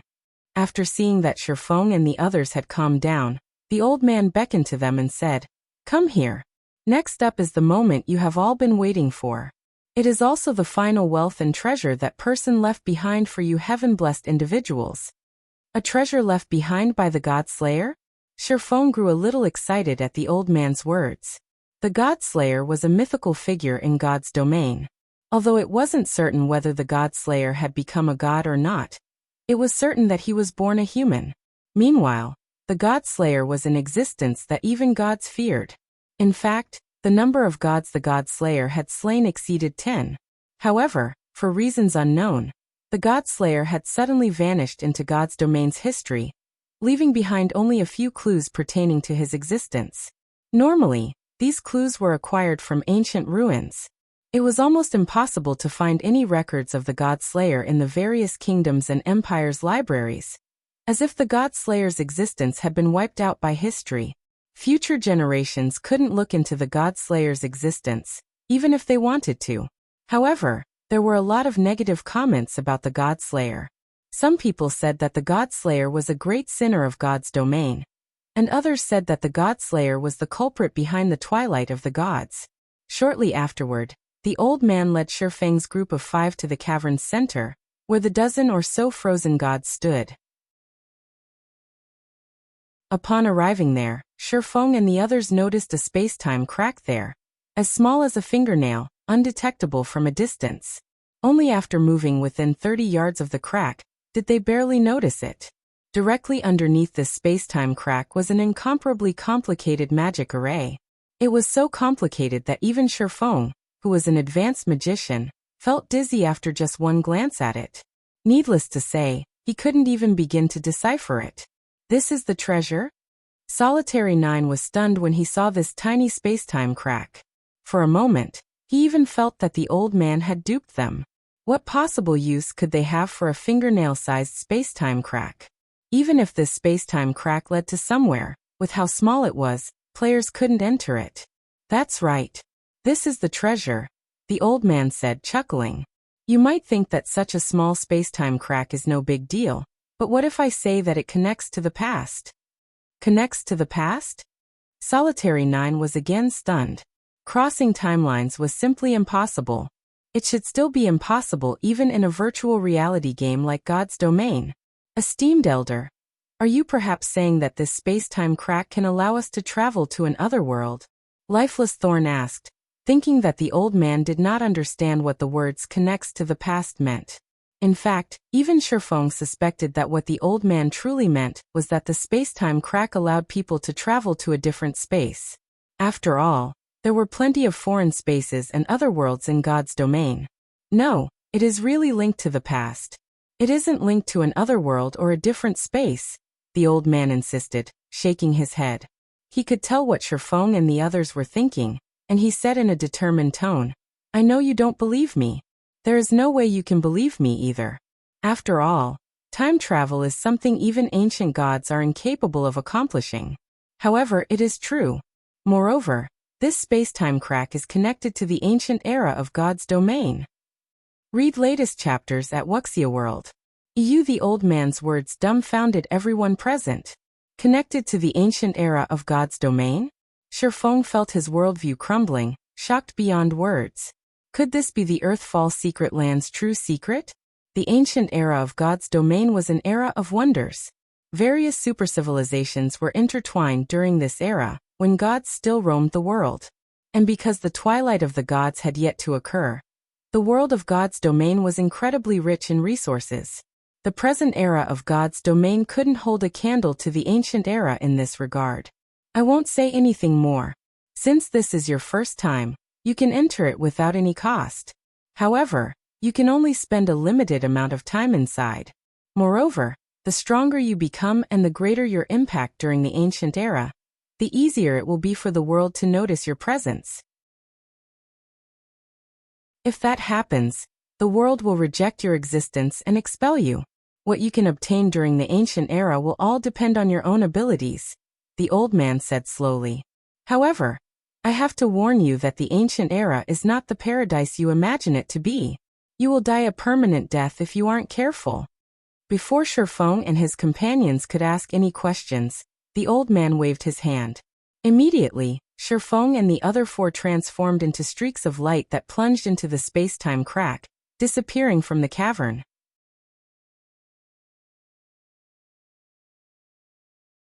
Chapter 2766. Ancient Era. In a valley amid some lofty mountains, a team of nearly 5,000 people frantically fought a group of demons. The battlefield was crazed and spectacular, and looked just like a battlefield in ancient times. Both sides suffered severe casualties, their blood staining the valley red. The smell of blood carried for tens of thousands of yards. Even those inured to battle would find this situation uncomfortable and unbearable. However, neither side showed any intention of stopping, both prepared to fight to the bitter end. Of the two armies battering each other, the demon army was led by a level 135, Tier 4 Great Demon, while a woman led the human army. The woman in question possessed golden hair and crimson eyes. She wielded a silver sacred sword, and was clad in a knight's blue sacred armor. As the woman contended against several dozen level 130+, Tier 3 demons, her HP continuously decreased. However, despite being at a complete disadvantage, the more she fought, the brighter the glow her sacred sword radiated. The power she exhibited also kept increasing. Damn it. You're actually using the aria of holy blood. Don't even think I will let you finish it. The Tier 4 Great Demon's expression turned solemn when he saw the glowing sacred sword. Immediately, he spread out his 4 wings and flew toward the crimson-eyed woman. Everyone, protect the commander. Do not let that great demon approach the commander. A tall man shouted before rushing at the great demon with his golden shield raised. Subsequently, several dozen other melee classes nearby also charged at the great demon, all of them ignoring the fact that they were merely at tier 2. Scram. Seeing the crowd charging at him, the demon commander pulled out his crimson greatsword and slashed the space in front. Over 100 crimson beams shot forth, tearing apart space as they advanced. The power they carried simply wasn't something even tier 3 existences could dream of withstanding. Boom. The next moment, the several dozen tier 2 melee classes were instantly vaporized, while the shield-bearing man was sent smashing into the mountain. Damn it. I'll kill you. When a man standing nearby saw this scene, his eyes turned bloodshot, and he promptly charged at the great demon with his sword raised. However, before this man could even get near the great demon, the long-range spells of several tier 3 demons had already killed him. In the meantime, blood had already dyed the body of the crimson-eyed woman fighting several dozen tier 3 demons. Her complexion was also deathly pale. However, despite the state of her body, her gaze remained indescribably firm. Be punished, demons! The crimson-eyed female knight bellowed as she raised her sacred sword. The sacred sword released a beam of light that shot to the skies. Countless streaks of light then rained down on the valley like shooting stars, and the demons struck by these shooting stars immediately fell into a heavily injured state. The situation on the battlefield reversed in the blink of an eye. Kill. We cannot let these demons take even a step into human territory. The crimson-eyed knight shouted, her pale complexion showing no signs of fatigue. She then raised her sacred sword and charged at the demons who were still fighting. The female knight's words stimulated the surviving humans. They began madly fighting against the demons. However, after a few exchanges, the humans present were dumbfounded, staring at a distant pile of demon corpses in disbelief. The next moment, the great demon commander, who was over a dozen meters tall, emerged from this pile of corpses, a hint of mockery and contempt on his face.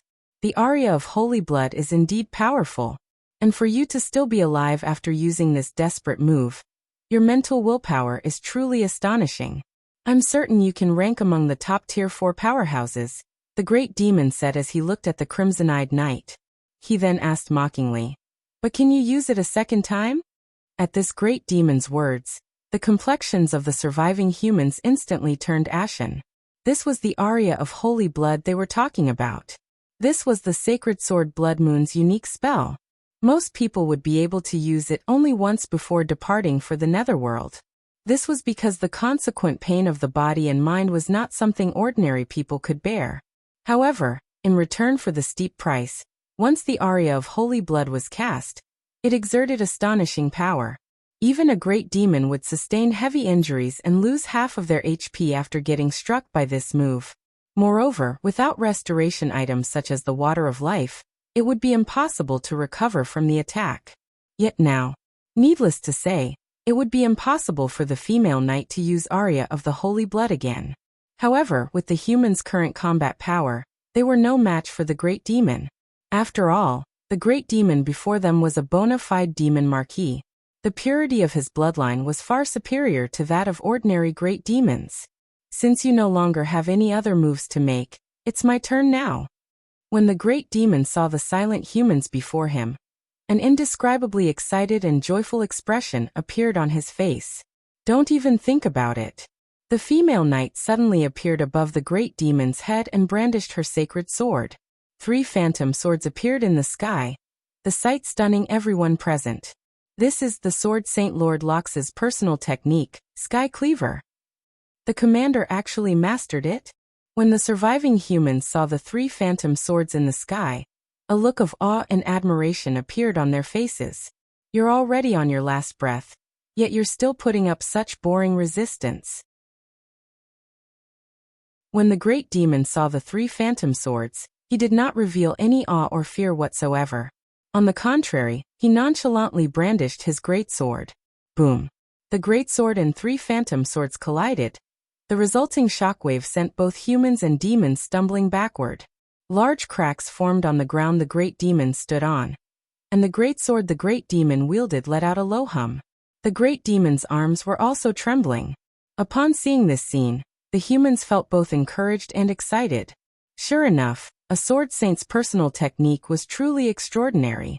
However, a moment later, everyone's joy turned into despair because the crimson-eyed knight hadn't fared too well, either. Not only was her complexion paler, but even her pupils had begun to fade. It was evident that she was on her last breath. She could no longer fight. Ah! Amazing! Amazing! This is the first time I, Neiman Carlo, have seen a powerful Tier 4 human like you. The great demon burst out laughing as he looked at the female knight. However, it all ends here. Before you die, I will drag you all down to hell first. Read latest chapters at Wuxia World. EU. After saying so, Neiman Carlo began chanting the incantation for the Tier 4 spell Hell's Gate. Suddenly the sky darkened. A huge door decorated with skulls appeared. The blood-red glow from the skull's eye sockets and the agonizing screams coming from the door seemingly telling everyone that their destiny was about to end. Even if the humans present wished to interrupt Neiman Carlo's spell, they couldn't do so, as the surviving demons were doing their best to stop them. However, just as the formation of the Hell's Gate was about to culminate, a spatial tear over 1,000 yards long suddenly split the sky. The resulting spatial storm not only disrupted the mana in the sky, but even shattered the magic array summoning the Hell's Gate. Afterward, several figures fell out of the spatial tear and crashed onto the battlefield in the valley, their landing sending clouds of dust into the air. So this is the ancient era? The man standing in the lead of the group muttered in amazement as he glanced at the world around him.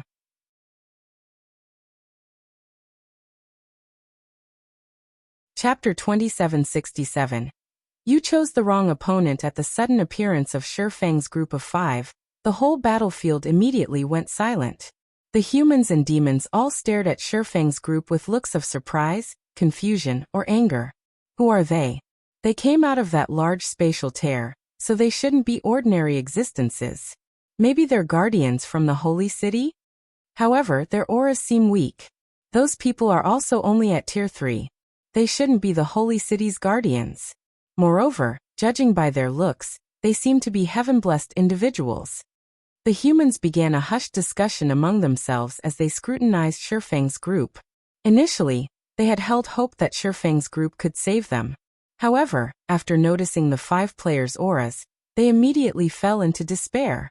The crimson-eyed knight peered at Shifang's group with her blurry sight. It was evident that she, too, felt surprised and puzzled by the sudden appearance of Shifang's group. Humanity's heaven-blessed individuals? When the great demon Neiman Carlo saw Shifang's group, he too was shocked. How is this possible? Neiman Carlo wasn't particularly surprised to see more heaven-blessed individuals of the human race appearing in this place. What shocked him was the spatial crack that these humans had arrived through.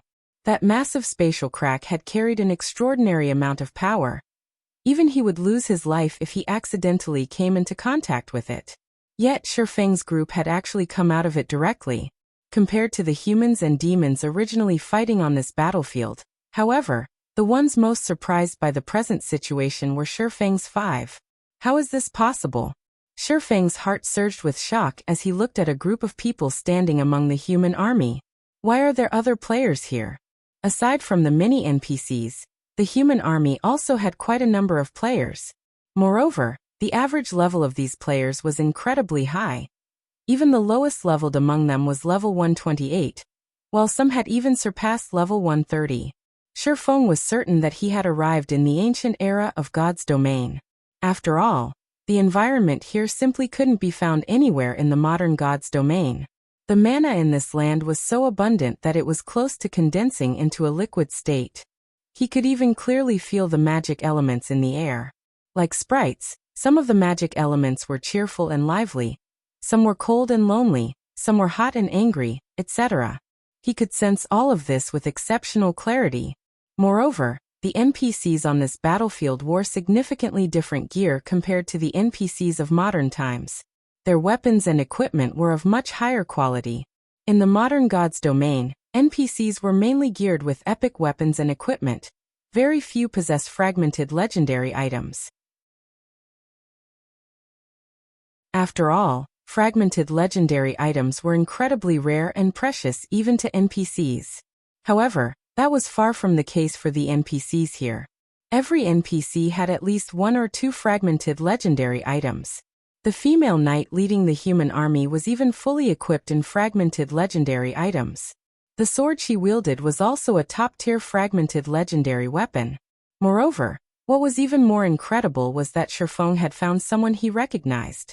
This person was none other than Yuluo, a captain of the Heaven's Blade adventurer team, based on Dragonheart Island.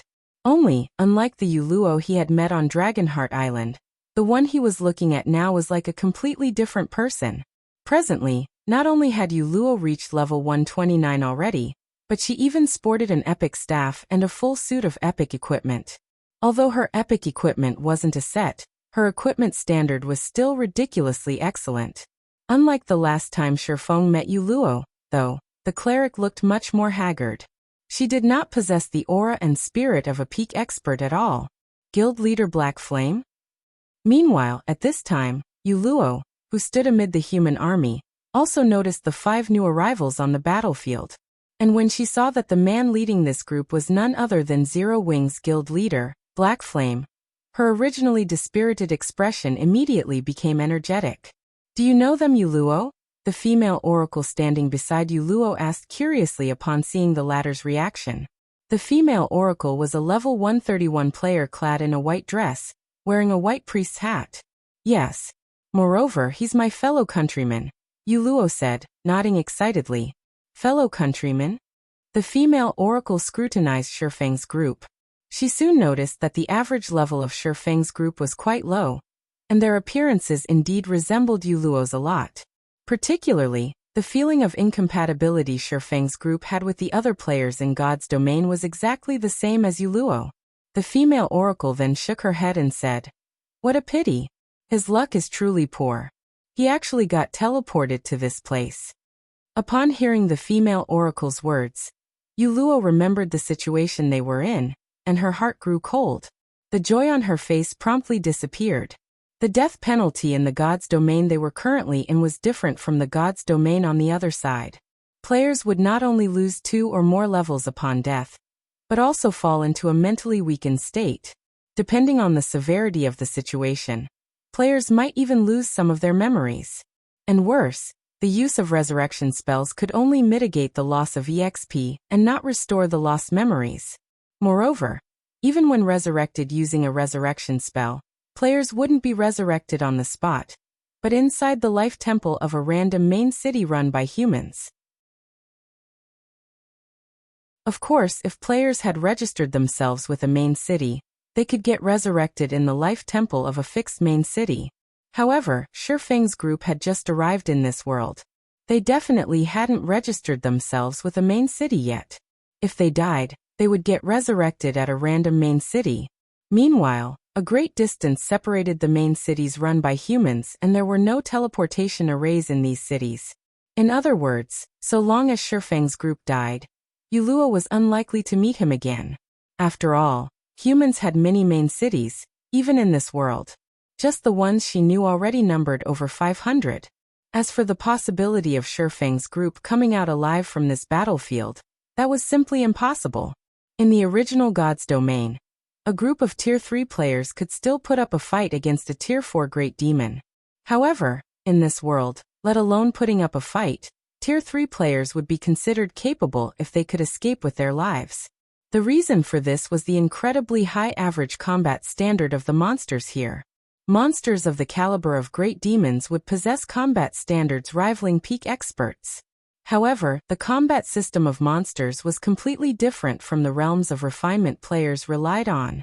In skill and spell utilization, monsters such as Great Demons could display combat standards at the spiritualization realm without having to exert themselves. Such monsters were not opponents Void Realm experts like herself could hope to match. However, before Yuluo could snap out of her daze, the Great Demon Neiman Carlo stopped paying attention to Shifeng's group and shifted his gaze back to the Crimson-Eyed Knight. The Great Demon then looked at the dozen or so Tier 3 demons around him and commanded, "Go get rid of them. Please leave it to us, my lord." The heavily injured demons nodded and flapped their wings. They then flew toward Shifeng's group of 5, their speed greatly surpassing even Tier 3, agility-focused assassins. Not good. Those demon leaders are working together to target them. The level 131 female oracle was shocked by this development. She never thought that Neiman Carlo would have his trusted subordinates deal with Shifeng's group. Although these demon leaders had been heavily injured by the aria of holy blood, individually, they were still stronger than Tier 3 experts. In addition, if over a dozen of them worked together, they could form a demonic array that greatly increased their combat power. Big Sis Cloud, let's go save them quickly. Yuluo urged anxiously when she saw the demon leaders targeting Shifeng's group. She knew that Shifeng was incredibly strong. After all, he was someone the various superpowers on Dragonheart Island had labeled a peerless expert. His strength surpassed even that of domain realm monsters. However, not only did the demons of this world possess high combat standards, but their demonic arrays also operated like the humans' battle arrays. Even a peerless expert would fall in the face of such a group of demons. Die humans! Runes suddenly lit up all over the demon leaders' bodies. The auras they radiated also intensified significantly, until they were just short of rivaling ordinary great demons in terms of strength. Simultaneously, the weapons in their hands turned into brilliant rays of light. Tier 3 combination skill, Skyflower Shadow. Read latest chapters at Wuxia World. Immediately, countless red petals fell from the sky, heading toward Shifeng's group. Every flower petal tore space as they fluttered down, making it seem as if night was falling. You used a good skill, I'll give you that. Unfortunately, you chose the wrong opponent. Shifeng snorted when he saw the red flower petals descending toward him. He then unsheathed the abyssal blade and unleashed his aura. Simultaneously, a mana domain spread out from his body, instantly covering a 1,000-yard radius and enveloping the entire battlefield. The next moment, Yuluo saw Shifeng execute an upward slash with the abyssal blade. Bronze combat technique, Swords Transmigration.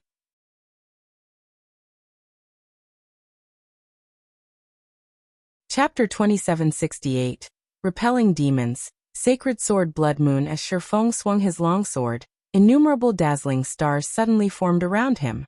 Now that he had reached Tier 4 and had the assistance of a mana domain, this sword's transmigration was more than twice as strong as when he executed it at Tier 3. Boom.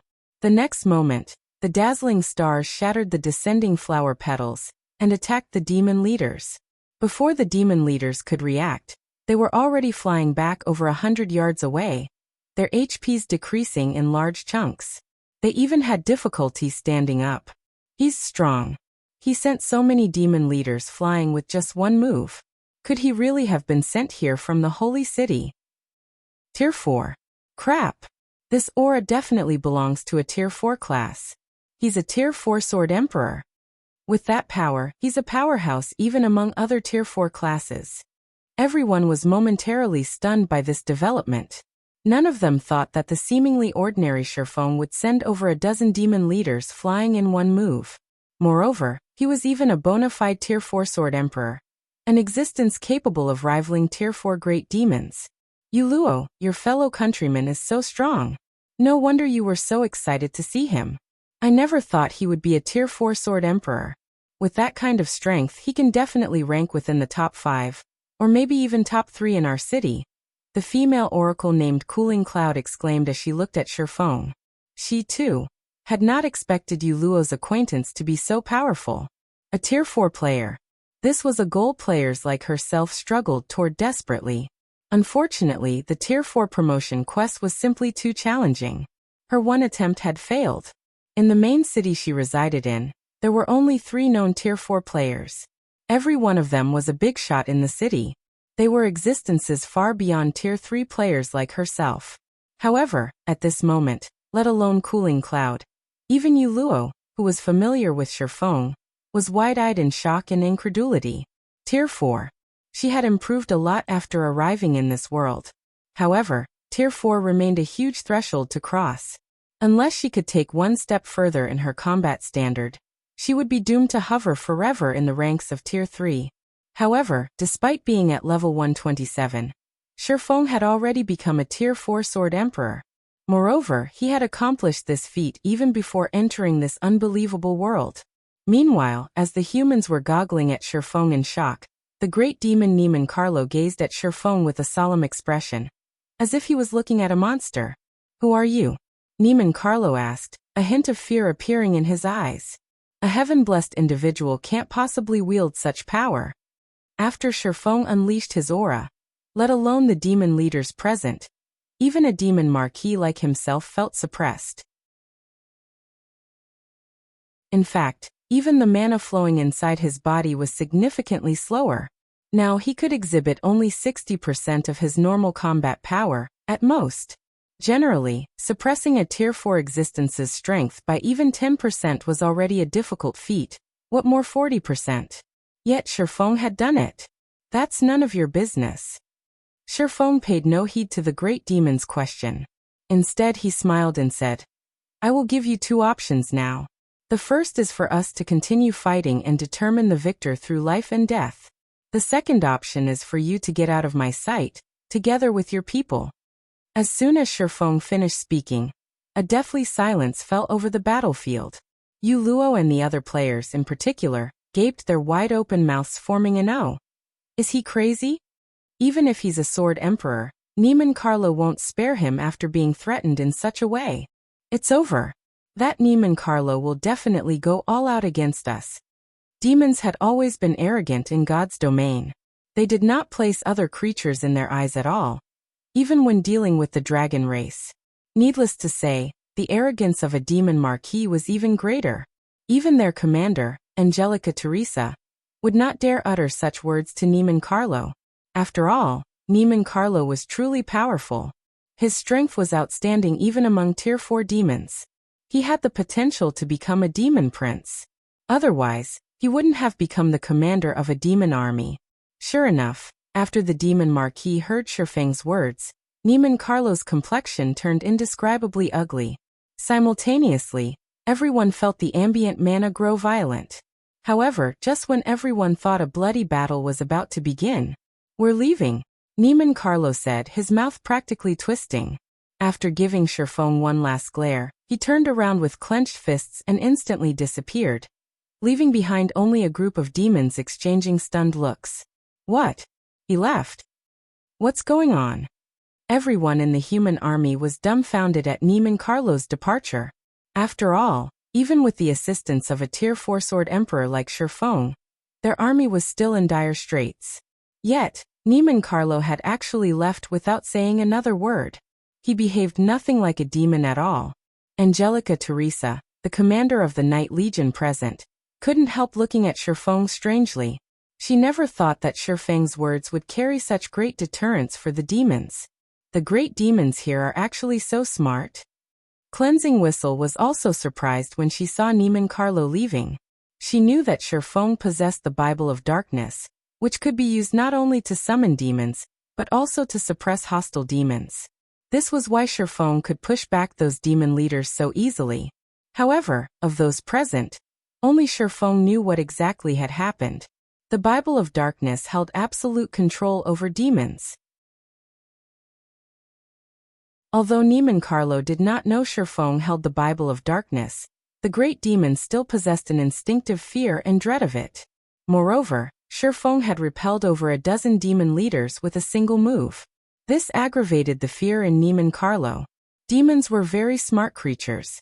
After the first major update took place, demons would almost never fight battles that they were not confident of winning. Even if Niemann Carlo were significantly stronger than Shifeng right now, the fear and dread he felt for the Bible of Darkness would deter him from casually starting a fight. After the demons left the battlefield, the surviving humans all breathed out a sigh of relief. They then began reorganizing their formation and treating the injured. A large number of people also gathered by Angelica Teresa's side with downcast and unreconciled expressions. This was because the female knight's mental state and soul had already reached the brink of collapse, despite her having a lot of HP remaining. This was clear even to the Tier 3 individuals present. "Commander, it's all our fault. If we weren't so useless, the commander wouldn't have had to use the aria of holy blood. Damn it. Someone in the city must have leaked information on our operation. Otherwise, Neiman Carlo couldn't have led an army to surround us. Both NPCs and players present expressed sadness when they saw Angelica's current state. It was evident the female knight was loved and respected by these people. Unlike players, it was incredibly difficult for NPCs to get resurrected. Big Sis Cloud, what should we do now? The commander won't last at this rate, Yuluo said while frantically casting healing spells on Angelica. However, healing spells worked on only physical injuries. They had no effect on damage to one's mental state and soul. Commander Angelica Teresa was the only hope for their main city's survival.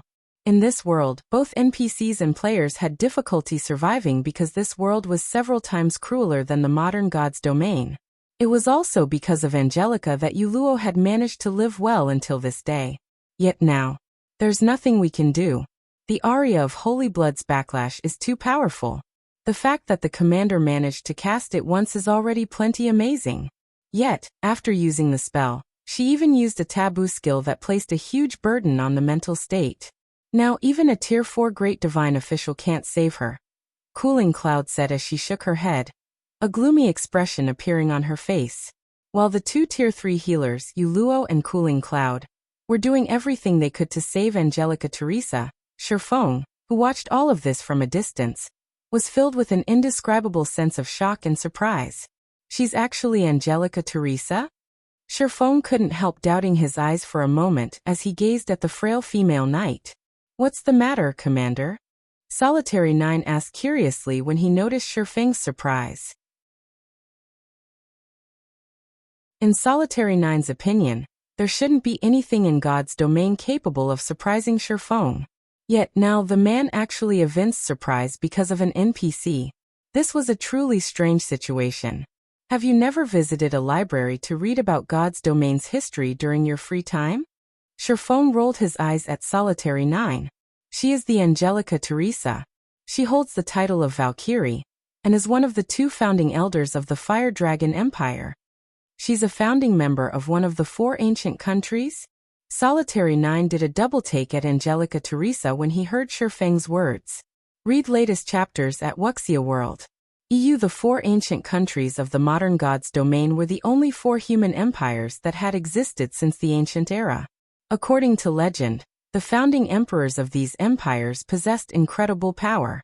In the case of the Fire Dragon Empire, though a large part of the reason it survived the ancient era was the contributions of its 2 founding elders, and even gods feared these 2 founding elders. However, by the looks of it, she seems to be dying. Lifeless Thorn said in a quiet tone. Maybe she just has the same name? No, she is definitely that person, Shifeng affirmed.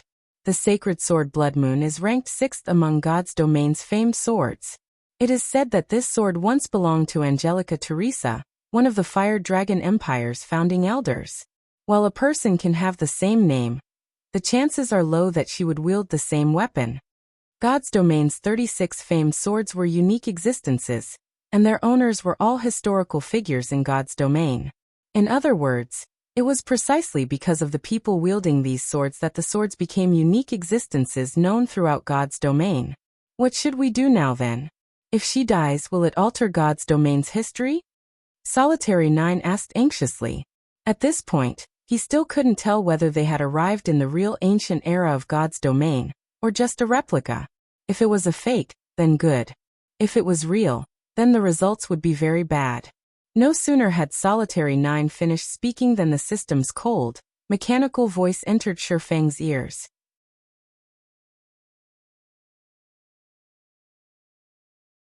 Chapter 2769. Inferior Mythic Quest System. Warning! Warning! System. You have triggered an optional Inferior Mythic World Quest. Quest content. Assist Angelica Teresa to become Meteorite City's Lord. Rewards 1 unknown item and God's Domain World Authority +2. Penalties unknown. System. You have 30 seconds to consider. Quest will be accepted by default if no response is made. An inferior mythic quest? Shifeng couldn't help doubting his ears when he heard the system. As far as he knew, legendary main storyline quests were already the most challenging quests players could pick up. However, there were quests of a higher grade than legendary main storyline quests, Mythic quests, which had always been a mystery of God's domain. Despite the rumors of Mythic quests, nobody had ever personally verified their existence. Yet he had now triggered an inferior Mythic quest. Do I accept it? Shifeng hesitated. This was most likely the only opportunity he would ever get to challenge such a quest. After all, he had never even heard of anybody receiving a quest of this rank. He had most likely triggered such a quest only because he happened to visit God's domain's ancient era and came across a key historical figure.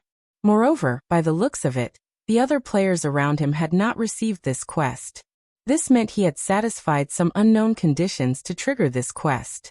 Only, the penalty for failing a legendary quest was already more than enough to end a player's career in God's domain. The penalty for failing an inferior mythic quest would most likely be several times greater if he failed to complete the quest after accepting it. However, when he saw the reward of God's domain's world authority +2, greed momentarily overwhelmed him. In the present God's domain, everyone else was probably unaware of God's domain's world authority, as it was simply far too difficult to obtain. Normally, players had to have achievements that affected the entirety of God's domain to acquire this world authority. Players who successfully obtained world authority, even if only 1 point of it, would receive unimaginable assistance in their progression in God's domain. Just like the name suggested, gaining world authority meant one would become an existence with special rights in God's domain. The various superpowers were willing to go all out and risk incurring massive losses just to obtain the special rights the War God's Temple offered. After all, obtaining these rights meant one's guild could surpass other guilds by a large margin and solidify its position in God's domain. Individual players could also obtain special rights in God's domain. This was world authority. Obtaining even 1 point of world authority was equivalent to attaining God's domain's recognition. Players with world authority would then gain an unimaginable affinity with the world. On the surface, gaining an increased affinity with the world might not seem very useful. However, it would provide players with a clearer perception of the various magic elements and their operating principles. This was crucial for players aiming to reach Tier 6. In the past, for the sake of producing Tier 6 God-ranked players, the various super guilds were willing to do everything they could just to help a select few of their members gain world authority.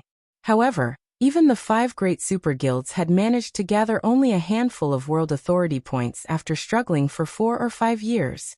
Nevertheless, it was also a fact that every player that obtained world authority points had reached Tier 6. Now that Shifeng had the opportunity to obtain 2 world authority points, just by completing 1 quest, how could he not feel greedy? If he succeeded, let alone Tier 5, even getting promoted to Tier 6 would become a lot easier. Commander, are you alright? Yenya asked worriedly when she noticed Shifeng's strange expression. Did you consume too much concentration after using that combat technique just now? Previously, Shifeng had exhausted himself during the fight with Tedelia. Although they had taken a small break afterward, the amount of concentration he managed to recover was most likely limited. I'm fine, Shifeng said, shaking his head.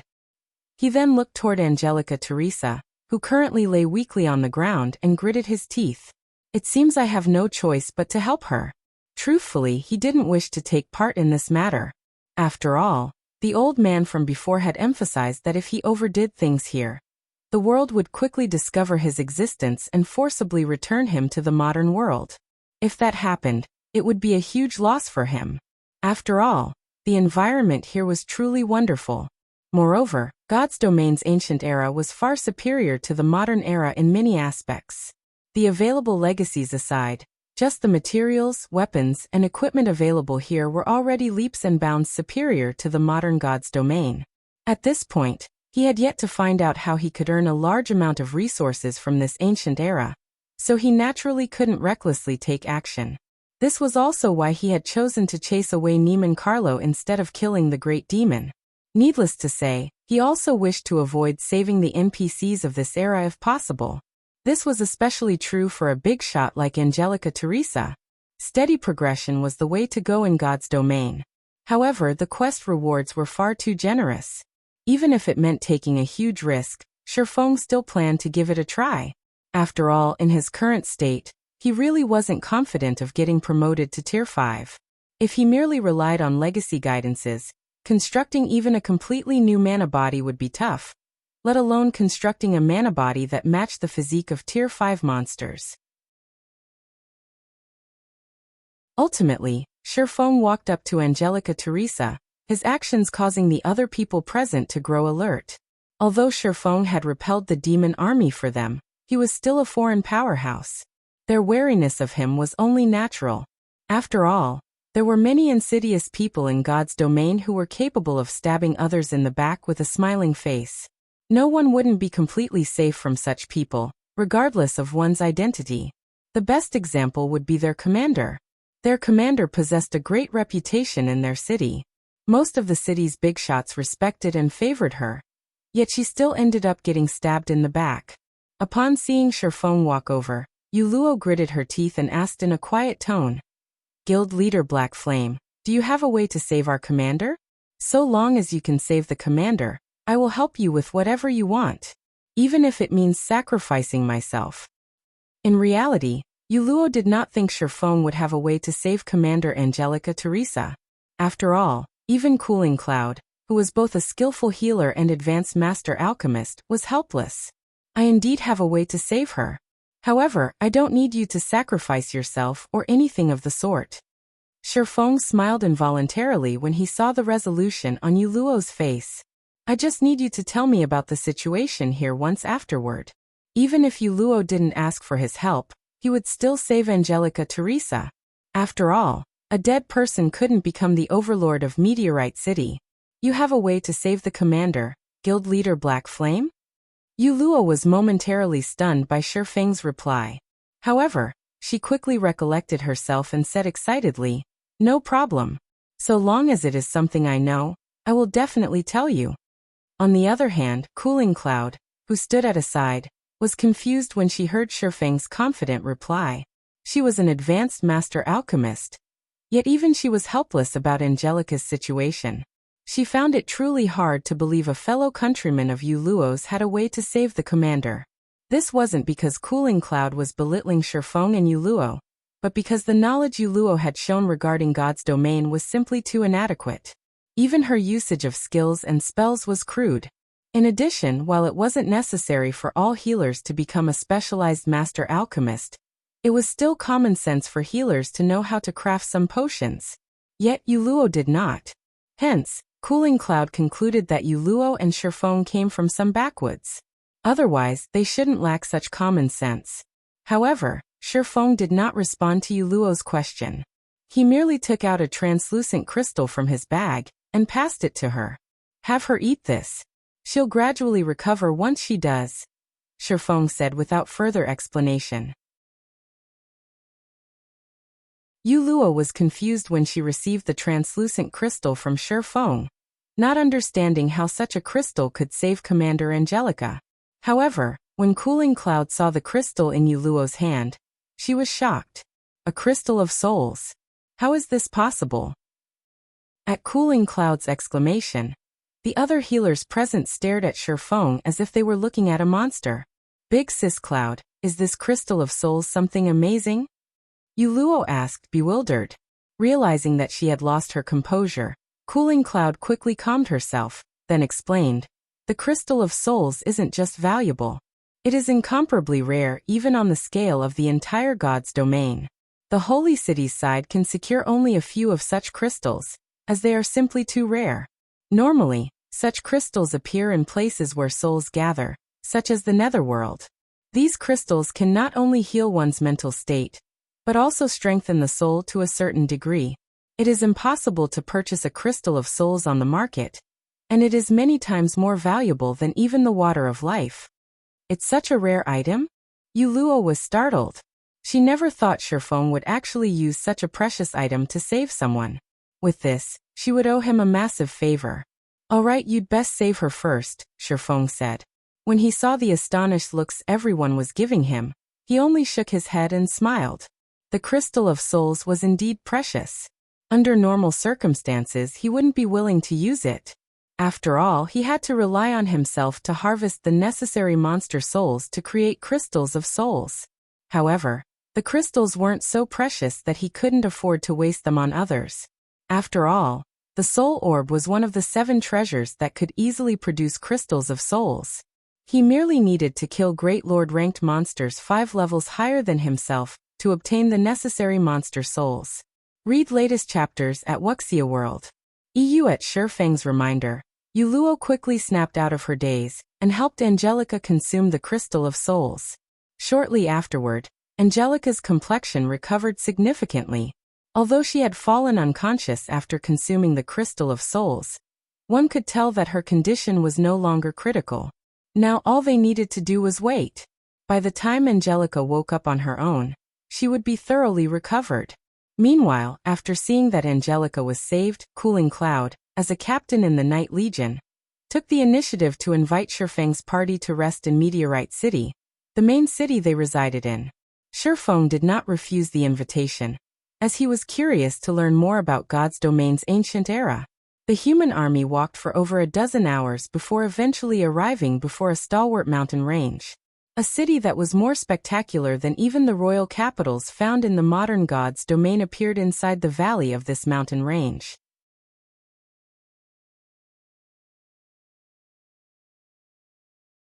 Chapter 2770, City of Riches Meteorite City.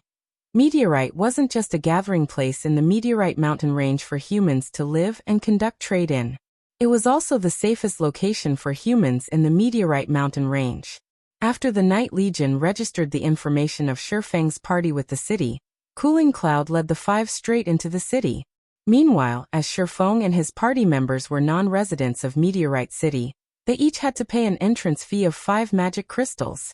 Let alone Lifeless Thorn and the others, even Shifeng was stunned by this fraudulent price.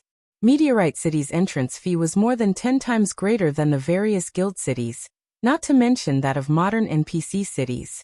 At this point, the market value of magic crystals had already risen to 40 silver per crystal. 5 magic crystals was the equivalent of 2 gold. Unless the city's mana had condensed into a liquid state, only a fool would pay such an entrance fee. However, from the behavior of the NPCs and players here, it looked as if they had long since gotten used to this situation. Even Yuluo paid the 5 magic crystals without hesitation. Guild leader Black Flame, this is the standard price here. Naturally, Yuluo could tell what was going through the minds of Shifeng's party. Smiling, she whispered, "But please believe me that this price is absolutely reasonable." Initially, she too had been shocked by this price. After all, she wasn't the guild leader of a guild, unlike Shifeng, but merely a team leader in an adventurer team. The magic crystals she had on hand had only numbered 200 or so. Paying 5 magic crystals just to enter a city had been an extravagant expenditure for her. However, after entering Meteorite City, she quickly realized that this price was definitely reasonable. Compared to the NPC main cities in the modern God's domain, Meteorite City could practically be considered a holy city. Of course, Shifeng wouldn't dwell on this matter. After all, 5 magic crystals was basically nothing to him. He was merely surprised by the absurd entrance fee. Afterward, Shifeng paid the entrance fee for his party of 5, then followed Cooling Cloud and Yuluo through the magic array that enveloped Meteorite City. This is a main city of the ancient era? When Shifeng set foot in Meteorite City, a comfortable feeling immediately enveloped his body. This comfortable feeling was different from the kind of comfort he felt when entering a place with high mana density. Instead, entering this city allowed him to have a clearer perception of the world. Particularly, his perception of the various magic elements had sharpened over twofold. When he had first arrived in the ancient era, he had already sensed a significant improvement in his affinity with magic elements. If he could train in the environment here, he was confident that not only could he break through his mana body's 100% threshold, but his efficiency in learning magic arrays, skills, and spells would also double or triple. This was a wondrous place for development. Nonetheless, the environment inside Meteorite City was actually significantly better than the environment outside. In fact, Shifeng even had a hunch that if he used a legacy guidance here, he could exceed his mana body's 100% limit in just a few days. The magic array protecting the city is personally crafted by a human saint. Not only does it have strong defensive properties, but it even improves the mana perception of the city's inhabitants. However, operating this magic array requires a lot of magic crystals, hence the entrance fee, Yuluo explained. Actually, Meteorite City's big trade market and huge population flow have already helped reduce the entrance fee. Some cities even charge 7 or 8 magic crystals. No wonder you managed to improve your control over mana so much, Shifeng said in realization as he looked at Yuluo. Yuluo had already unlocked her mana body's potential to 100%, and her control over mana had even reached the Master Magician standard. If her concentration standard reached Tier 4, she would be able to form her own mana domain and become top tier among Tier 3 peak experts. Most domain realm experts hadn't even reached the Master Magician standard at this stage of the game. And although Yuluo was very talented, she was still far from comparable to Aqua Rose and Gentle Snow. Yet, even with his help, those two were still half a step away from becoming Master Magicians. So how could Yuluo possibly overtake them? The only explanation was the environment here. I've improved a lot after arriving here, Yuluo said as she nodded confidently. That's right. Yuluo has been improving rapidly during this period. Now she can already rank among the Night Legion's top 5 healers, Cooling Cloud said, nodding. Although she didn't have a high opinion of Yuluo's initial strength, she very much acknowledged the cleric's talent. Actually, it is all thanks to Lady Angelica's teachings, Yuluo said. At the mention of Angelica Teresa, an expression of gratitude and admiration appeared on her face. It's a pity that we failed to complete the quest this time. Had we succeeded, Lady Angelica might have become the Lord of Meteorite City. If the city comes under Lady Angelica's leadership, the city will prosper and possibly even rank up into an advanced main city. Become the Lord? What kind of quest is she trying to do? Shifeng asked curiously. His inferior mythic quest had stated that he needed to help Angelica Teresa become Meteorite City's Lord.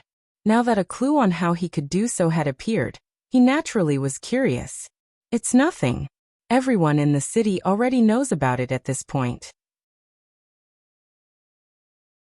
Since Shifeng expressed interest in this topic, Cooling Cloud explained slowly. Meteorite City has been developing for hundreds of years already, and its population and scale of operation have grown significantly.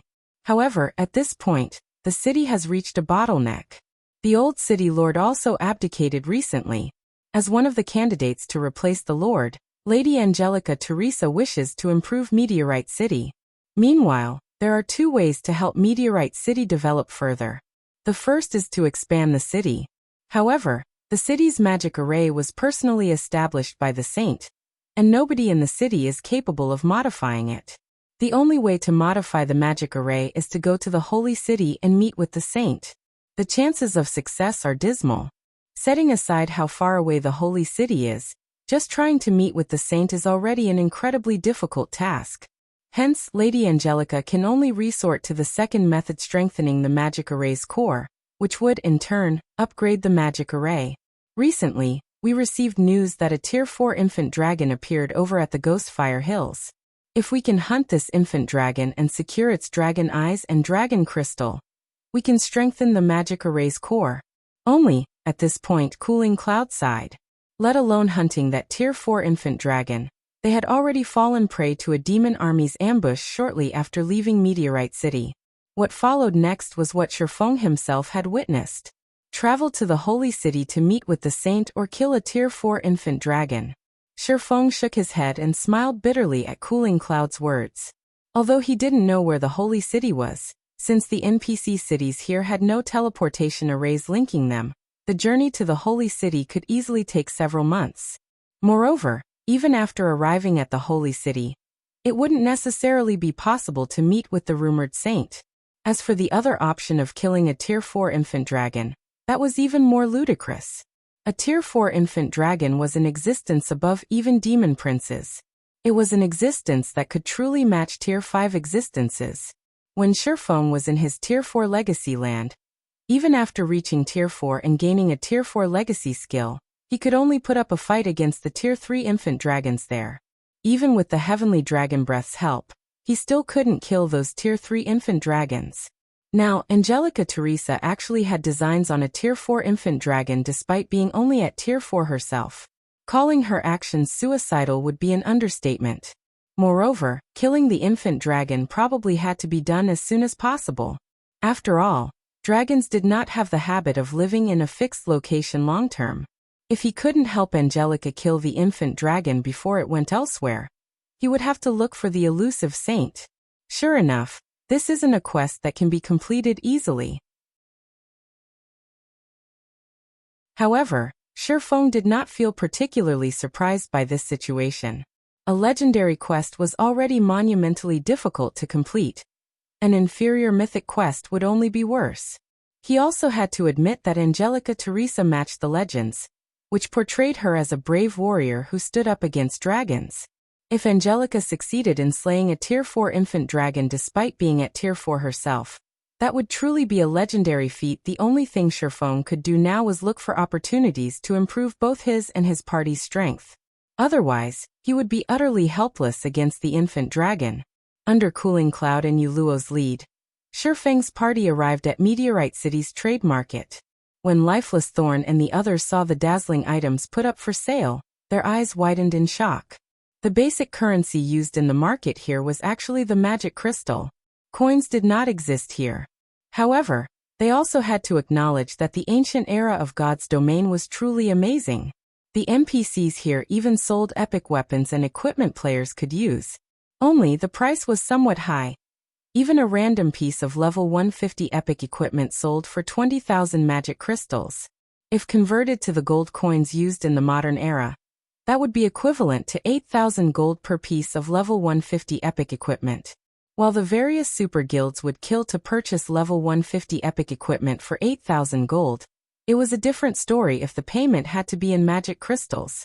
In addition to epic equipment, fragmented legendary weapons and equipment occasionally appeared in Meteorite City's auction house, which the various player forces in Meteorite City competed for. Only one needed a minimum deposit of 300,000 magic crystals just to participate in the auction. Meanwhile, these fragmented legendary items usually ended up selling for over 400,000 magic crystals. Whether it was Lifeless Thorn or Shifeng, they couldn't help feeling like they had become beggars after entering Meteorite City. Although Shifeng carried some magic crystals with him, that number was only 50,000, just enough to purchase 2 pieces of epic equipment, at most here. Of course, it was also much easier to earn magic crystals here than in the modern God's domain since the magic crystal was the main currency used in the ancient era. Whether one completed quests or traded materials with NPCs, payment was in magic crystals. Hence, local players found the prices of the epic and fragmented legendary items reasonable. Read latest chapters at Wuxia World. After walking around for several hours, Cooling Cloud bid goodbye to Shifeng's party since she still had matters to deal with as a captain in the local Night Legion. As for Yuluo, she stayed behind to serve as a tour guide for Shifeng's party. Inside a high-class hotel in Meteorite City, staying in one of the ordinary rooms here cost 50 magic crystals a day, while the high-end rooms cost 200 magic crystals per day.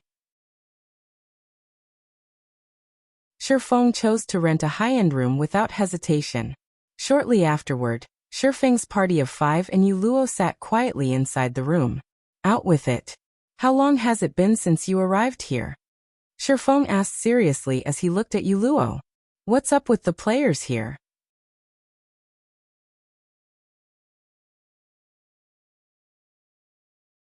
Chapter 2771. Alien-like players at Shifeng's question. An exceptional silence filled the room. Lifeless Thorn and the others simultaneously focused their gaze on Yuluo. Ever since they arrived in this place, they had come across too many unknown and surprising matters. However, the only thing they could do was remain silent and quietly observe everything, including the so-called NPCs and players here. In their opinion, be it the NPCs, monsters, or players here, they all felt alien. This was especially true for the players here.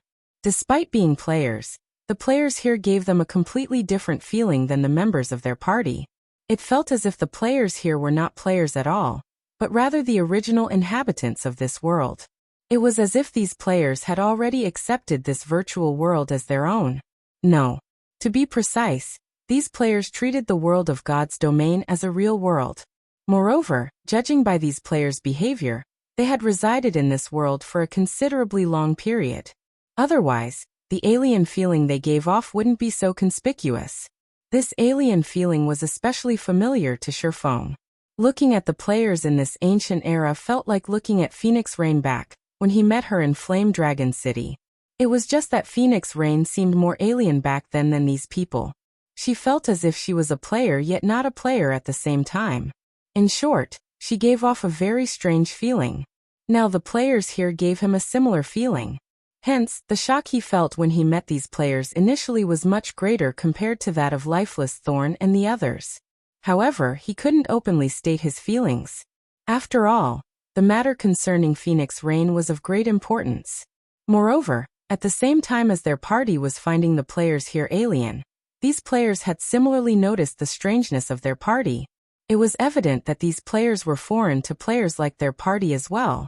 In addition, through the previous conversation he had with Cooling Cloud, Sherfong got the impression that they lived in completely different worlds. The old man in the cave had already stated that this world was the ancient era of God's domain. Logically, there shouldn't be any other players in this world. Yet, not only were there players living in this world, but there were even a large number of them. Based on his initial estimates, there should be well over 5 million players residing in Meteorite City. This was already on the level of royal capitals in the modern era.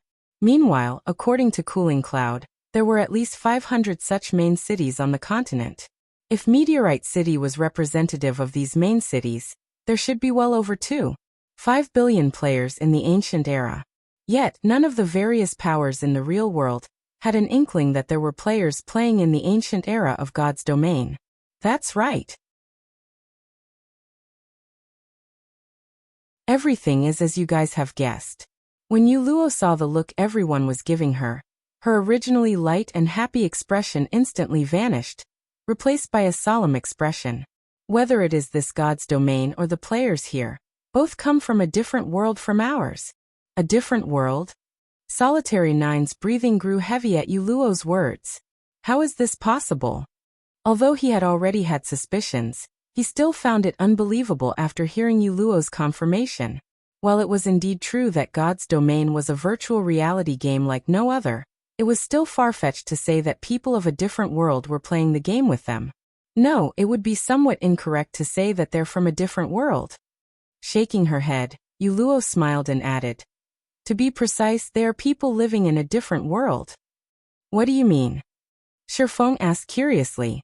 You should know of the migration plan that took place 100 years ago, right? Of course we know. Back then, due to a shortage of resources and the worsening environmental pollution, Earth had gradually become unsuitable for human life. Hence, a migration plan was executed. I heard that many people at that time were sent out to explore the universe for habitable planets. Solitary Nine answered, nodding. Could it be?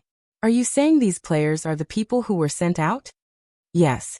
They are the descendants of those explorers, Yuluo said. Back then, Earth had already discovered several habitable planets. However, they were too distant from Earth, and the journey would take a long time. Hence, after gathering all of the world's power, several hundred interstellar spaceships with self-sustaining environments were constructed. These spaceships then set forth toward the selected habitable planets while carrying all sorts of resources and hundreds of millions of Earth's outstanding personnel. These people have been living on the interstellar spaceships for these past 100 years. However, these people experienced a much longer time than people on Earth during their journey. I heard that they've been living in space for over 600 years. Some spaceships have even experienced over 900 years of life. The population on these spaceships has also continued to grow over time, with the total population having exceeded 10 billion long ago. The original spaceships have also acquired resources from various planets on the way and modified and upgraded themselves. At this point, these spaceships can no longer be considered mere spaceships but more like interstellar continents. And they are still making their way to the habitable planets. However, as these interstellar continents had limited resources, the majority of their population can only reside in virtual worlds. Only a small minority has the privilege to roam the outside world. Hence, these people are accustomed to virtual worlds. The professional players of our worlds can't even compare to these people in this regard, as virtual worlds have long since become a part of these people's lives. After God's Domain's launch, the game became their everything. The understanding they have of God's domain far exceeds ours. When Uluo finished speaking, silence enveloped the room for a long time. Solitary 9 and the others even had their mouths hanging wide open. They never thought that they would actually be ignorant of such a huge matter happening outside Earth. They also couldn't even begin to imagine how it felt to live out in the open universe for several centuries. I see. After hearing Uluo's explanation, Shifeng came to another realization. During his previous life, right before he reincarnated, God's Domain had suddenly launched an expansion pack for seemingly no rhyme or reason. It was the most special expansion pack ever added to the game. Normally, the main God system would first implement a new expansion pack in the game before notifying players about it. However, news of this expansion pack had spread in the real world before its implementation. In fact, even its name had been revealed beforehand. War of Worlds. The description that came with this announcement also clearly stated that there would be several worlds attacking the main continent of God's Domain. For the sake of their own survival, these worlds would wage war with each other on an unprecedented scale. The winner would live, and the loser would die. This announcement had agitated countless people in God's Domain when it came out. After all, the territories on the main continent were basically fixed at that point, and few disputes occurred between the various powers. The game had been trending toward stability. With the sudden appearance of several new worlds, how could the players of God's Domain not feel excited? The various major powers, in particular, had immediately begun sharpening their blades after the announcement. So long as the new expansion pack took place, they would immediately invade these new worlds and start a new journey. However, as a consequence of the expansion pack, Shifeng found himself fired. Upon seeing the stunned expressions of the people around her, Uluo revealed a bitter smile and said, "My arrival here was a complete accident. While exploring an underground space in Dragonheart City by myself, I got caught in a space-time storm. By the time I woke up, I was already in this place. Currently, I have spent 20 days here already.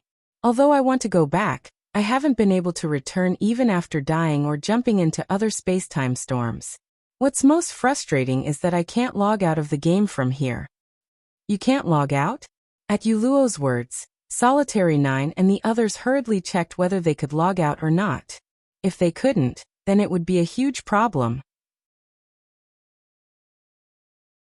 Nowadays, all virtual gaming cabins had a nutrient solution storage that could let players stay online for 1 or 2 months without any problem. The latest model could even let players stay online for 3 months. And in the event that players depleted their supply of nutrient solution and couldn't leave their gaming cabin for some reason, the cabin would issue a system alert, and professionals would come quickly to deal with the problem. Hence, players had no need to worry about starving to death. Even so, this wasn't good news. "No way. I really can't log out." Solitary 9 couldn't help growing anxious. It would be very inconvenient for them if they couldn't go offline. After all, there were many things they needed to do in the real world. Moreover, staying online long-term would affect their physical bodies to a certain degree. They can't log out? Looking at the logout button on his system interface, Shifeng found that it was still brightly lit, indicating that he could go offline whenever he wanted. Is it because of that world stone in my bag? After some thought, the only explanation Shifeng could come up with for this situation was the world stone. After all, this item could stabilize the principle of all things, which meant that he should be able to bypass the rules of this world. With this, it seems I don't need to be too anxious. While the ancient god's domain was indeed excellent, he also had many things he needed to do in the real world. He couldn't stay online long-term. With the world stone, he could now feel relieved. Shifeng then conversed with Uluo about the basic information of this world, particularly about information relating to legacies. After the conversation, Lifeless Thorn and the others sighed ruefully. The ancient god's domain was indeed different. Compared to the modern god's domain, the players living in the ancient god's domain had a much easier time getting promoted. With a reliable team, players had no problem at all securing a complete Tier 3 legacy. In fact, with enough rare materials, one could even seek out a Tier 3 instructor to exchange for a complete legacy. The only limitation of this method was that players could only exchange up to 3 legacies. As for the promotion to Tier 4, while it was significantly more difficult than that to Tier 3, it was still much easier compared to the process in the modern god's domain. At the very least, players didn't have to seek out a legacy land in the middle of nowhere. They could simply head to a Tier 4 instructor and choose to challenge their Tier 4 promotion quest. They would then be teleported to a Tier 4 legacy space. However, the cost of this method was high. Each challenge required the payment of 15,000 magic crystals. The difficulty of the promotion quest was the same as in modern times. Players still had to learn a Tier 4 legacy skill or spell during the allotted time. Failure meant having to wait 20 natural days before they could re-challenge it. At this time, only 3 players in Meteorite City had successfully reached Tier 4. At this point, Shifeng wished he could bring all of Zero Wing's Tier 4 Flowing Water Realm experts and above to this place. Even if it meant spending a lot of magic crystals, it would still be much better than searching for a legacy land. After all, searching for a legacy land was not only time-consuming, but success was also highly dependent on luck. If word of this matter got out in the modern god's domain, every power across the continent would most likely do everything they could to secure this opportunity. Commander, can I borrow 10,000 magic crystals from you? Lifeless Thorn asked as he looked at Shifeng. I'll pay you back double as soon as we return. Commander, you can't play favorites. Solitary 9 objected hurriedly, knowing that Shifeng did not bring a lot of magic crystals with him to the ancient god's domain. Every bit given away counted. Meanwhile, Yenya and Cleansing Whistle also stared at Shifeng with eloquent eyes. Relax. Shifeng smiled spontaneously when he saw everyone's reactions. Although I didn't bring a lot of magic crystals with me, I still have a way to let each of you challenge your promotion quests once. You can challenge yours as well, Yuluo. Me. Yuluo was stunned by Shifeng's words. But I don't have that many magic crystals. She too yearned to challenge her Tier 4 promotion quest. However, it wasn't easy to save up magic crystals while living in Meteorite City, as everything costs magic crystals here. Even until now, she had only around 4,000 magic crystals, still far off from the 15,000 required.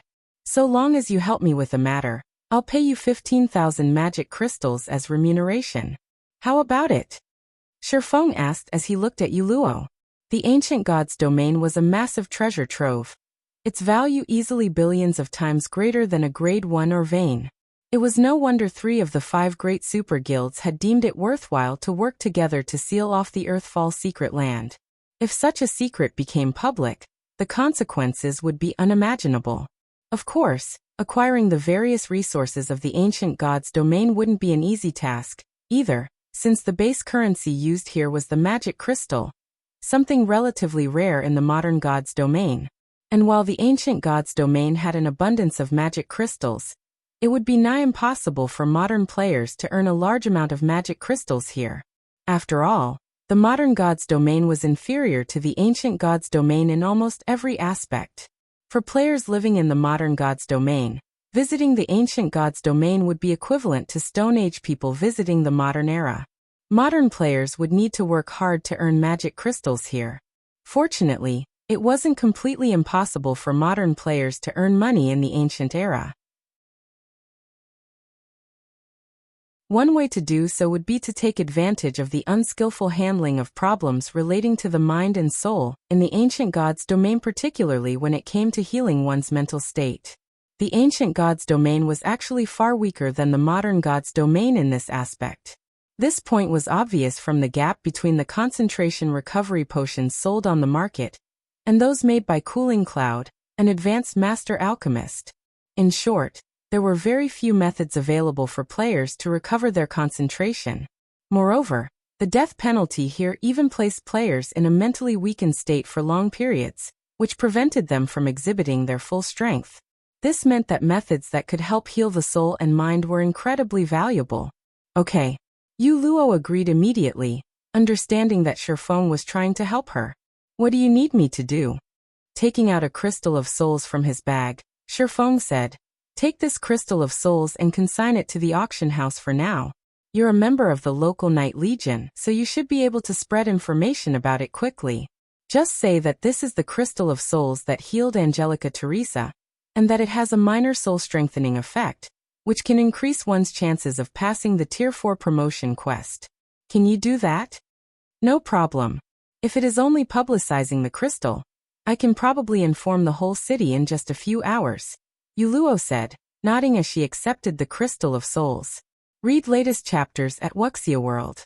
Iyushi had personally witnessed the crystal of souls' effects, so she knew that Shifeng was indeed telling the truth. As for the aid the crystal could provide in the Tier 4 promotion quest, it was partly true. After all, if one's soul got strengthened, one's learning ability would improve as well.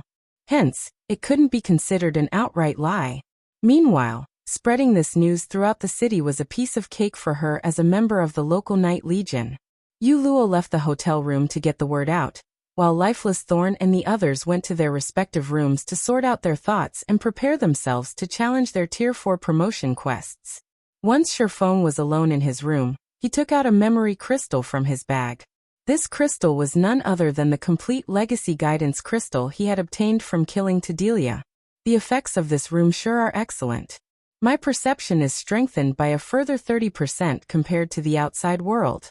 Now that I have some time to myself, I can give it a try. Immediately afterward, Shifeng took out 100 magic crystals and activated the legacy guidance crystal.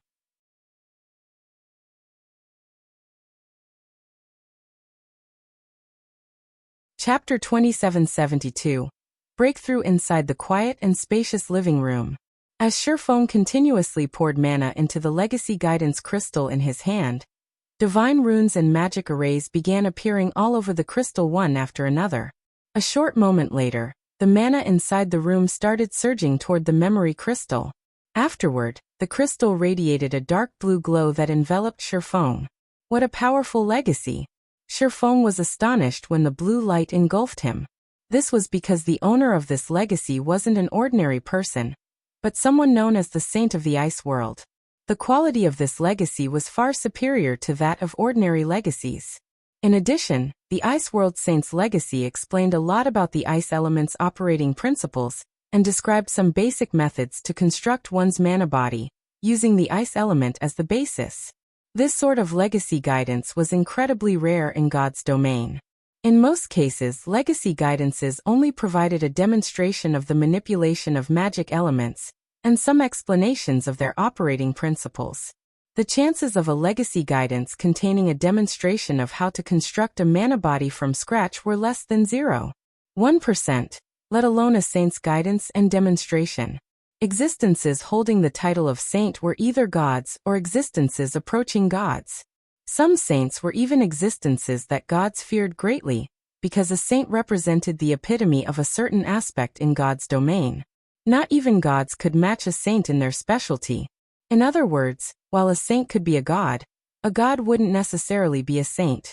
The requirement to become a Tier 6 god wasn't to achieve the extreme of a certain aspect. Instead, one only needed to reach a certain threshold. As to what that threshold was, only those who had actually reached Tier 6 would know. Meanwhile, the Ice World Saint had undoubtedly attained the ultimate in the manipulation of the ice element.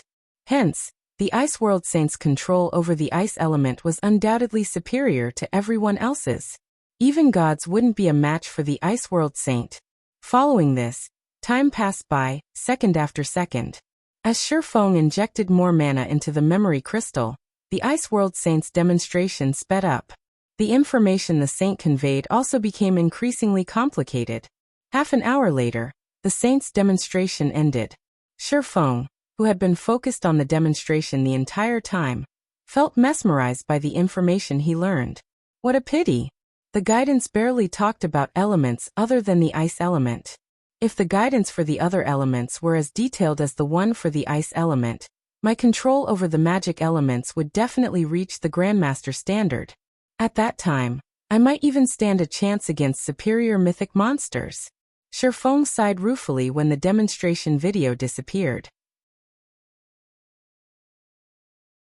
He had to admit that the existences granted the title of saint were indeed powerful.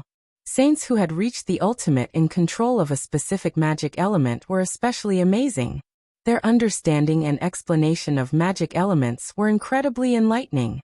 However, the Ice World Saint's explanation became increasingly complicated as it progressed, and Shifeng found himself struggling to understand the lecture. It felt as if the saint's explanation had gone from talking about 1 dimension to 2 dimensions to 3 dimensions to 4 dimensions.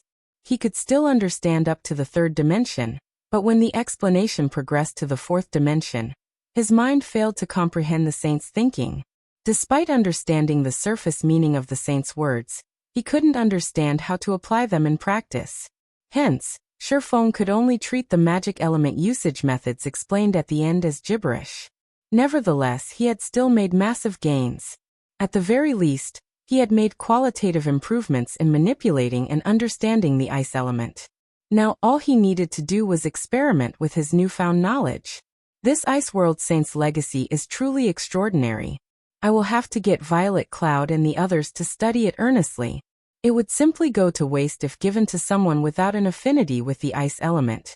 Shifeng now placed even greater importance on the legacy guidance crystal in his hand. He wouldn't have if it were any other legacy guidance, but this was a saint's guidance they were talking about. The Ice World Saint's guidance even provided such detailed information about the magic elements. Giving this legacy guidance to someone without an affinity with the magic elements would be a complete and utter waste.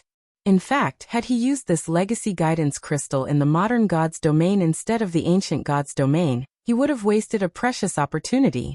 If the information he absorbed from watching the legacy guidance here consisted of only 20% of the total information, then he probably would have failed to comprehend even 5% of the information had he watched it in the modern god's domain. After all, he didn't possess much affinity with the ice element. He was much more attuned to the fire element.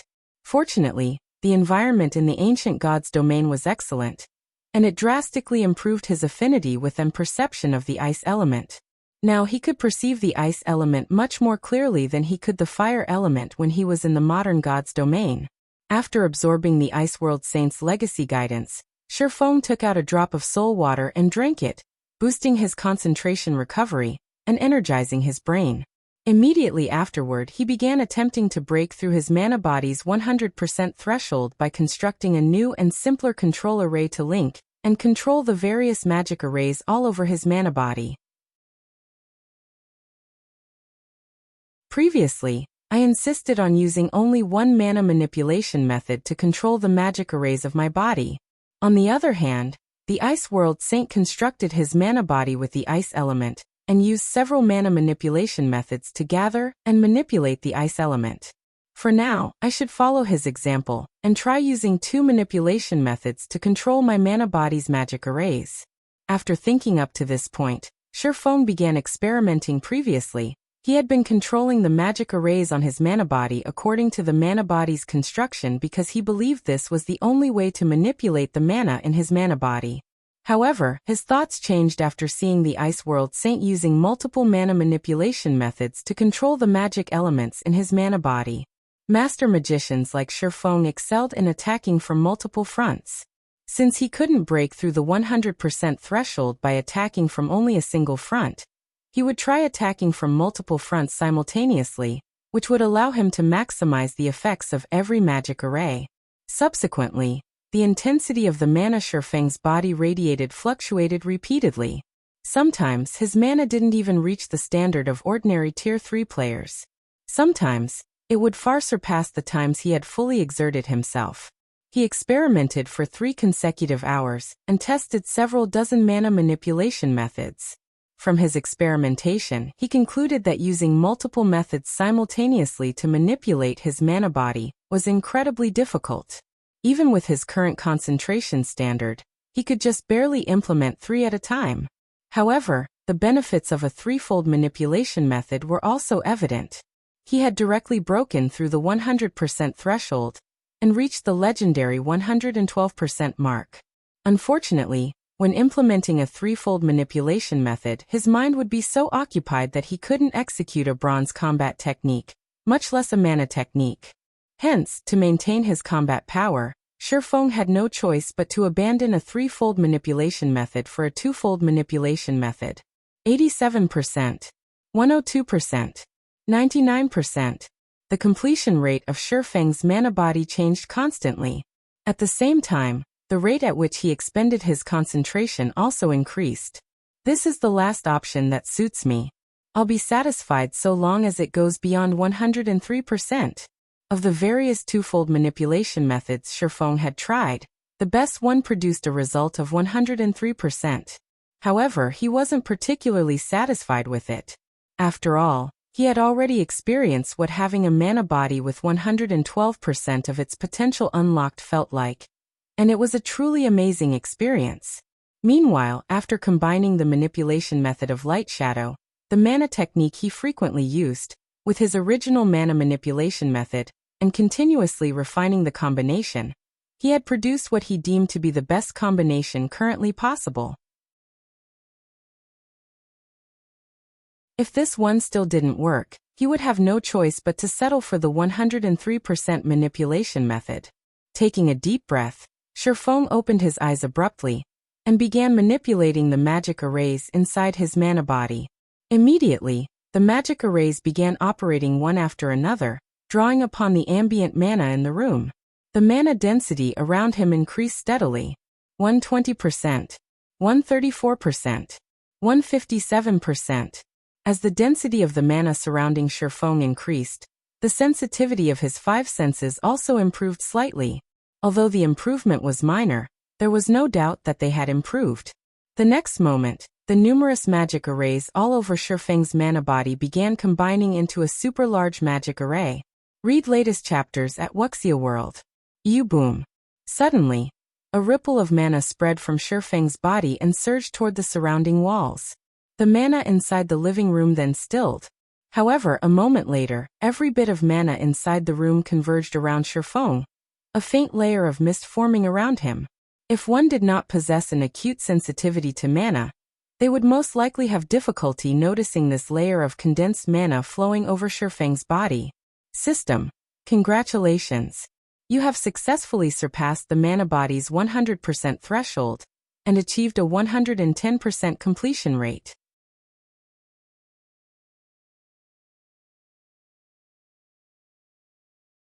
Chapter 2773. Mana Beyond the Limit. Upon hearing the system's voice ringing by his ears, Shifeng revealed a rare expression of joy. A 110% completion rate. Sure enough, integrating the mana manipulation method of mana techniques is the way to go. The mana manipulation method of Light Shadow was much more refined than the methods he had thought up by himself, especially in the aspect of manipulating magic elements. His own manipulation methods utilized only the four major elements, while Light Shadow utilized both the four major elements and the seven supreme elements. Due to this difference, he had managed to unlock his mana body's potential to 110% with just a twofold manipulation method. And although there was only a 7% difference between this twofold manipulation method and his previous best method, past the 100% threshold, every 1% increase provided significant improvements to the mana body. The difference between a 103% mana body and 110% mana body was like the difference between heaven and earth. Subsequently, Shifeng punched at the empty space before him. Boom. All of a sudden, the living room's stable space shattered, spatial cracks forming one after another. Only after extending to the living room's wall and coming into contact with the magic barrier, there did this phenomenon stop. What an amazing result! Shifeng was astonished as he looked at the fractured space before him. His mana body had truly undergone a qualitative transformation after reaching a 110% completion rate. Now, even his normal punches carried a hint of a mana technique's power. Moreover, he didn't even need to manipulate his mana actively to gain such an effect. Afterward, Shifeng closed his eyes and felt his surroundings. Even with his eyes closed, he could still perceive the entire room within his mind. Not even a speck of dust escaped his perception. Not only has my physique improved by at least 30%, but even my 5 senses have risen to the next level. In my present state, my perception is just slightly inferior to a demon prince's. Shifeng opened his eyes, an ecstatic look appearing on his face. Although he still wasn't Ferbero's equal in terms of physique and 5 senses, he was much closer to matching the demon prince than before. This was undoubtedly joyous news for him. Originally, he felt that a Tier 4 player needed a legendary weapon to contend with a Tier 4 demon prince. After all, the difference in physique between the two was massive. However, Shifeng now felt that it might just be possible for players to gain the astonishing physique of a demon prince while still at Tier 4. After all, his current mana body was only at a 110% completion rate, yet he was already close to matching a demon prince's physique. If he could push his mana body to the rumored 120% completion rate, his physique then might match that of a demon prince. Shifeng was relatively confident of pushing his mana body to a 120% completion rate. After all, he had already proven that utilizing multiple manipulation methods to control his mana body was the way to go. At the very least, he wouldn't be utterly clueless about how to develop his mana body, unlike before. All he needed to do was figure out how to improve on this aspect. Now that I've reached the limits of twofold manipulation, I'll need to raise my concentration standard, so that I can execute threefold manipulation fluidly. This way, I'll have a high chance of achieving a 120% completion rate. At that time, whether it is that Divine Dragon's trial or that mysterious NPC, I won't be utterly helpless. At this point, confidence welled up within Shifeng. However, for safety's sake, I should first gather the Solomon's Sword fragments. If I have the complete Solomon's Sword, I won't have to fear going up against even true Tier 5 existences.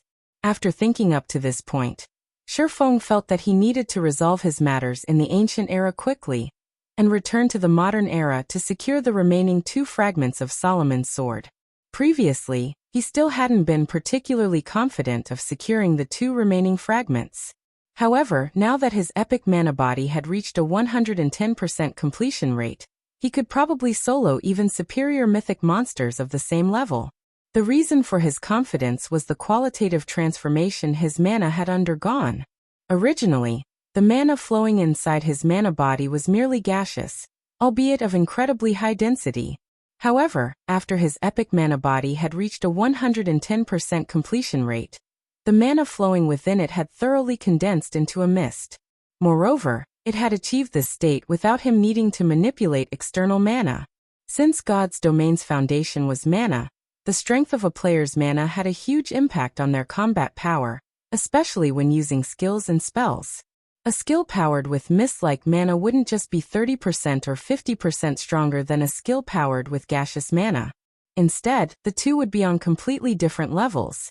Why were superior mythic monsters so much more powerful than mythic monsters of the same level? It was because their physique and the quality of the mana inside their bodies were superior to ordinary mythic monsters. Currently, although Shifeng's physique still wasn't a match for superior mythic monsters, the quality of his mana was already on par with theirs. That, combined with the weapons and equipment he possessed, made it entirely possible for him to offset the difference and fight against superior mythic monsters on an equal footing. As Shifeng was immersing himself in the effects of his improved mana, Yuluo suddenly contacted him. Guild leader Black Flame, information on the Crystal of Souls has already spread across Meteorite City. Many player forces and even NPC forces have expressed interest in the crystal. All of them are requesting to purchase it at a high price, Yuluo said excitedly. The Skyflare Adventurer team, one of the top 3 player forces in the city, contacted me, saying they are willing to purchase the crystal for 150,000 magic crystals. If it were in the modern god's domain, 150,000 magic crystals would be equivalent to 60,000 gold.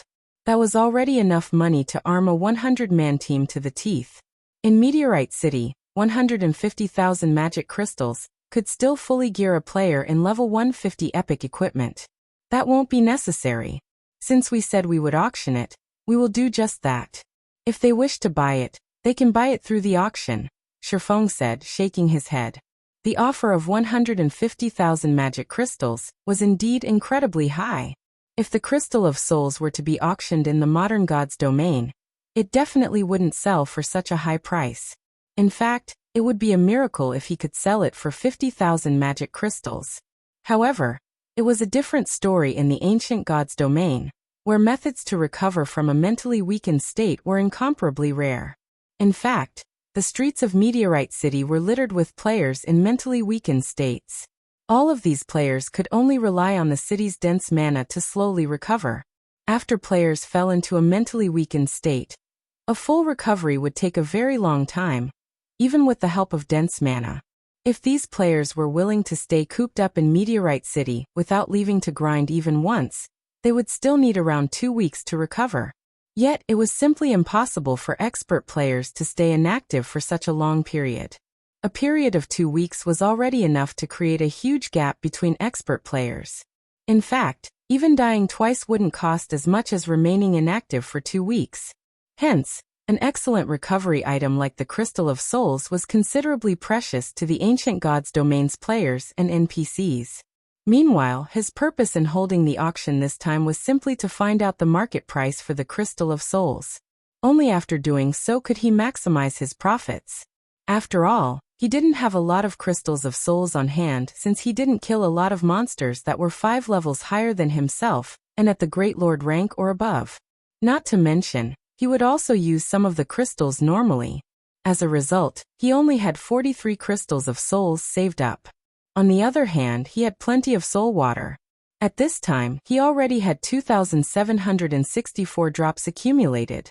This was the fruit of long-term accumulation. Although he had given out a lot of soul water to the guild members using the bronze and silver legacy tablets, he still had a lot remaining. However, the soul water's effects were significantly inferior to those of the Crystal of Souls. If the Crystal of Souls couldn't sell for a high price, then the soul water naturally wouldn't sell for much, either. But now that Skyflare is also competing for the Crystal of Soul, both player and NPC forces will most likely step aside out of respect for Skyflare. After all, aside from Skyflare's commander, one of Skyflare's vice commanders is rumored to have also reached Tier 4 already, Yuluo explained. She naturally understood Shifeng's thoughts. Read latest chapters at Wuxia World. The various powers won't pick a fight with Skyflare just for one Crystal of Souls. If you go through with the auction, I'm afraid it won't go for a high price. This world was different from the world they came from. The NPC cities here were separated by great distances. Only after reaching Tier 4 would players be able to travel between NPC cities without worry. Tier 3 players could only roam the vicinity of the main city they belonged to. This meant that players residing in the same city would often come across each other. Meanwhile, Tier 4 combatants were considered true powerhouses in God's domain. Even NPCs feared them greatly, all the more the player forces. If one angered the Skyflare adventurer team, one shouldn't even think about leaving the city to grind for levels anymore. A player force is suspected to have 2 Tier 4 players? Shifeng was surprised by this revelation. He never thought that the player forces in the ancient god's domain would be so powerful to actually have 2 Tier 4 players, one more than what Zero Wing had. Although the search for legacy lands played a huge factor in this disparity, it wasn't so easy for players to complete their Tier 4 promotion quest, either. Immediately he said, "How about this? I'll rent a hall at the auction house, and we'll organize a small auction of our own. Announce that we will be selling a total of 5 Crystals of Souls, in addition to 50 drops of soul water, which is a slightly inferior version of the crystals. If we do that, that Skyflare adventurer team will have difficulty monopolizing everything." Shifeng's words surprised Yuluo. She never thought he would actually have other concentration recovery treasures besides the Crystal of Souls. He was practically a walking treasure trove. Moreover, if Shifeng were to sell so many Crystals of Souls and soul water, Skyflare would indeed have difficulty monopolizing everything. There was no way the various powers in the city would step aside in the face of such numbers. After all, aside from being useful for healing the mind, These treasures could also increase by a small margin one's odds of completing the Tier 4 promotion quest. Not to mention, Skyflare wasn't the only power in the city with Tier 4 combatants. Okay, I'll spread this information right away. Yuluo nodded, then promptly disconnected the call. Shifeng notified Lifeless Thorn and the others of his plans before making his way toward Meteorite City's auction hall by himself. In the meantime, Yuluo also spread the news regarding the crystals of souls and soul water, instantly causing a sensation throughout the city. You're tuning in to the Li Mei's Wuxia Whispers YouTube channel. We're so grateful for your support, and don't forget to subscribe to join us on this incredible journey through captivating stories. Your generosity through donations truly makes a world of difference, as it's the primary source of revenue that allows me to expand and enhance this channel for you. Thank you from the bottom of my heart for being a part of this adventure.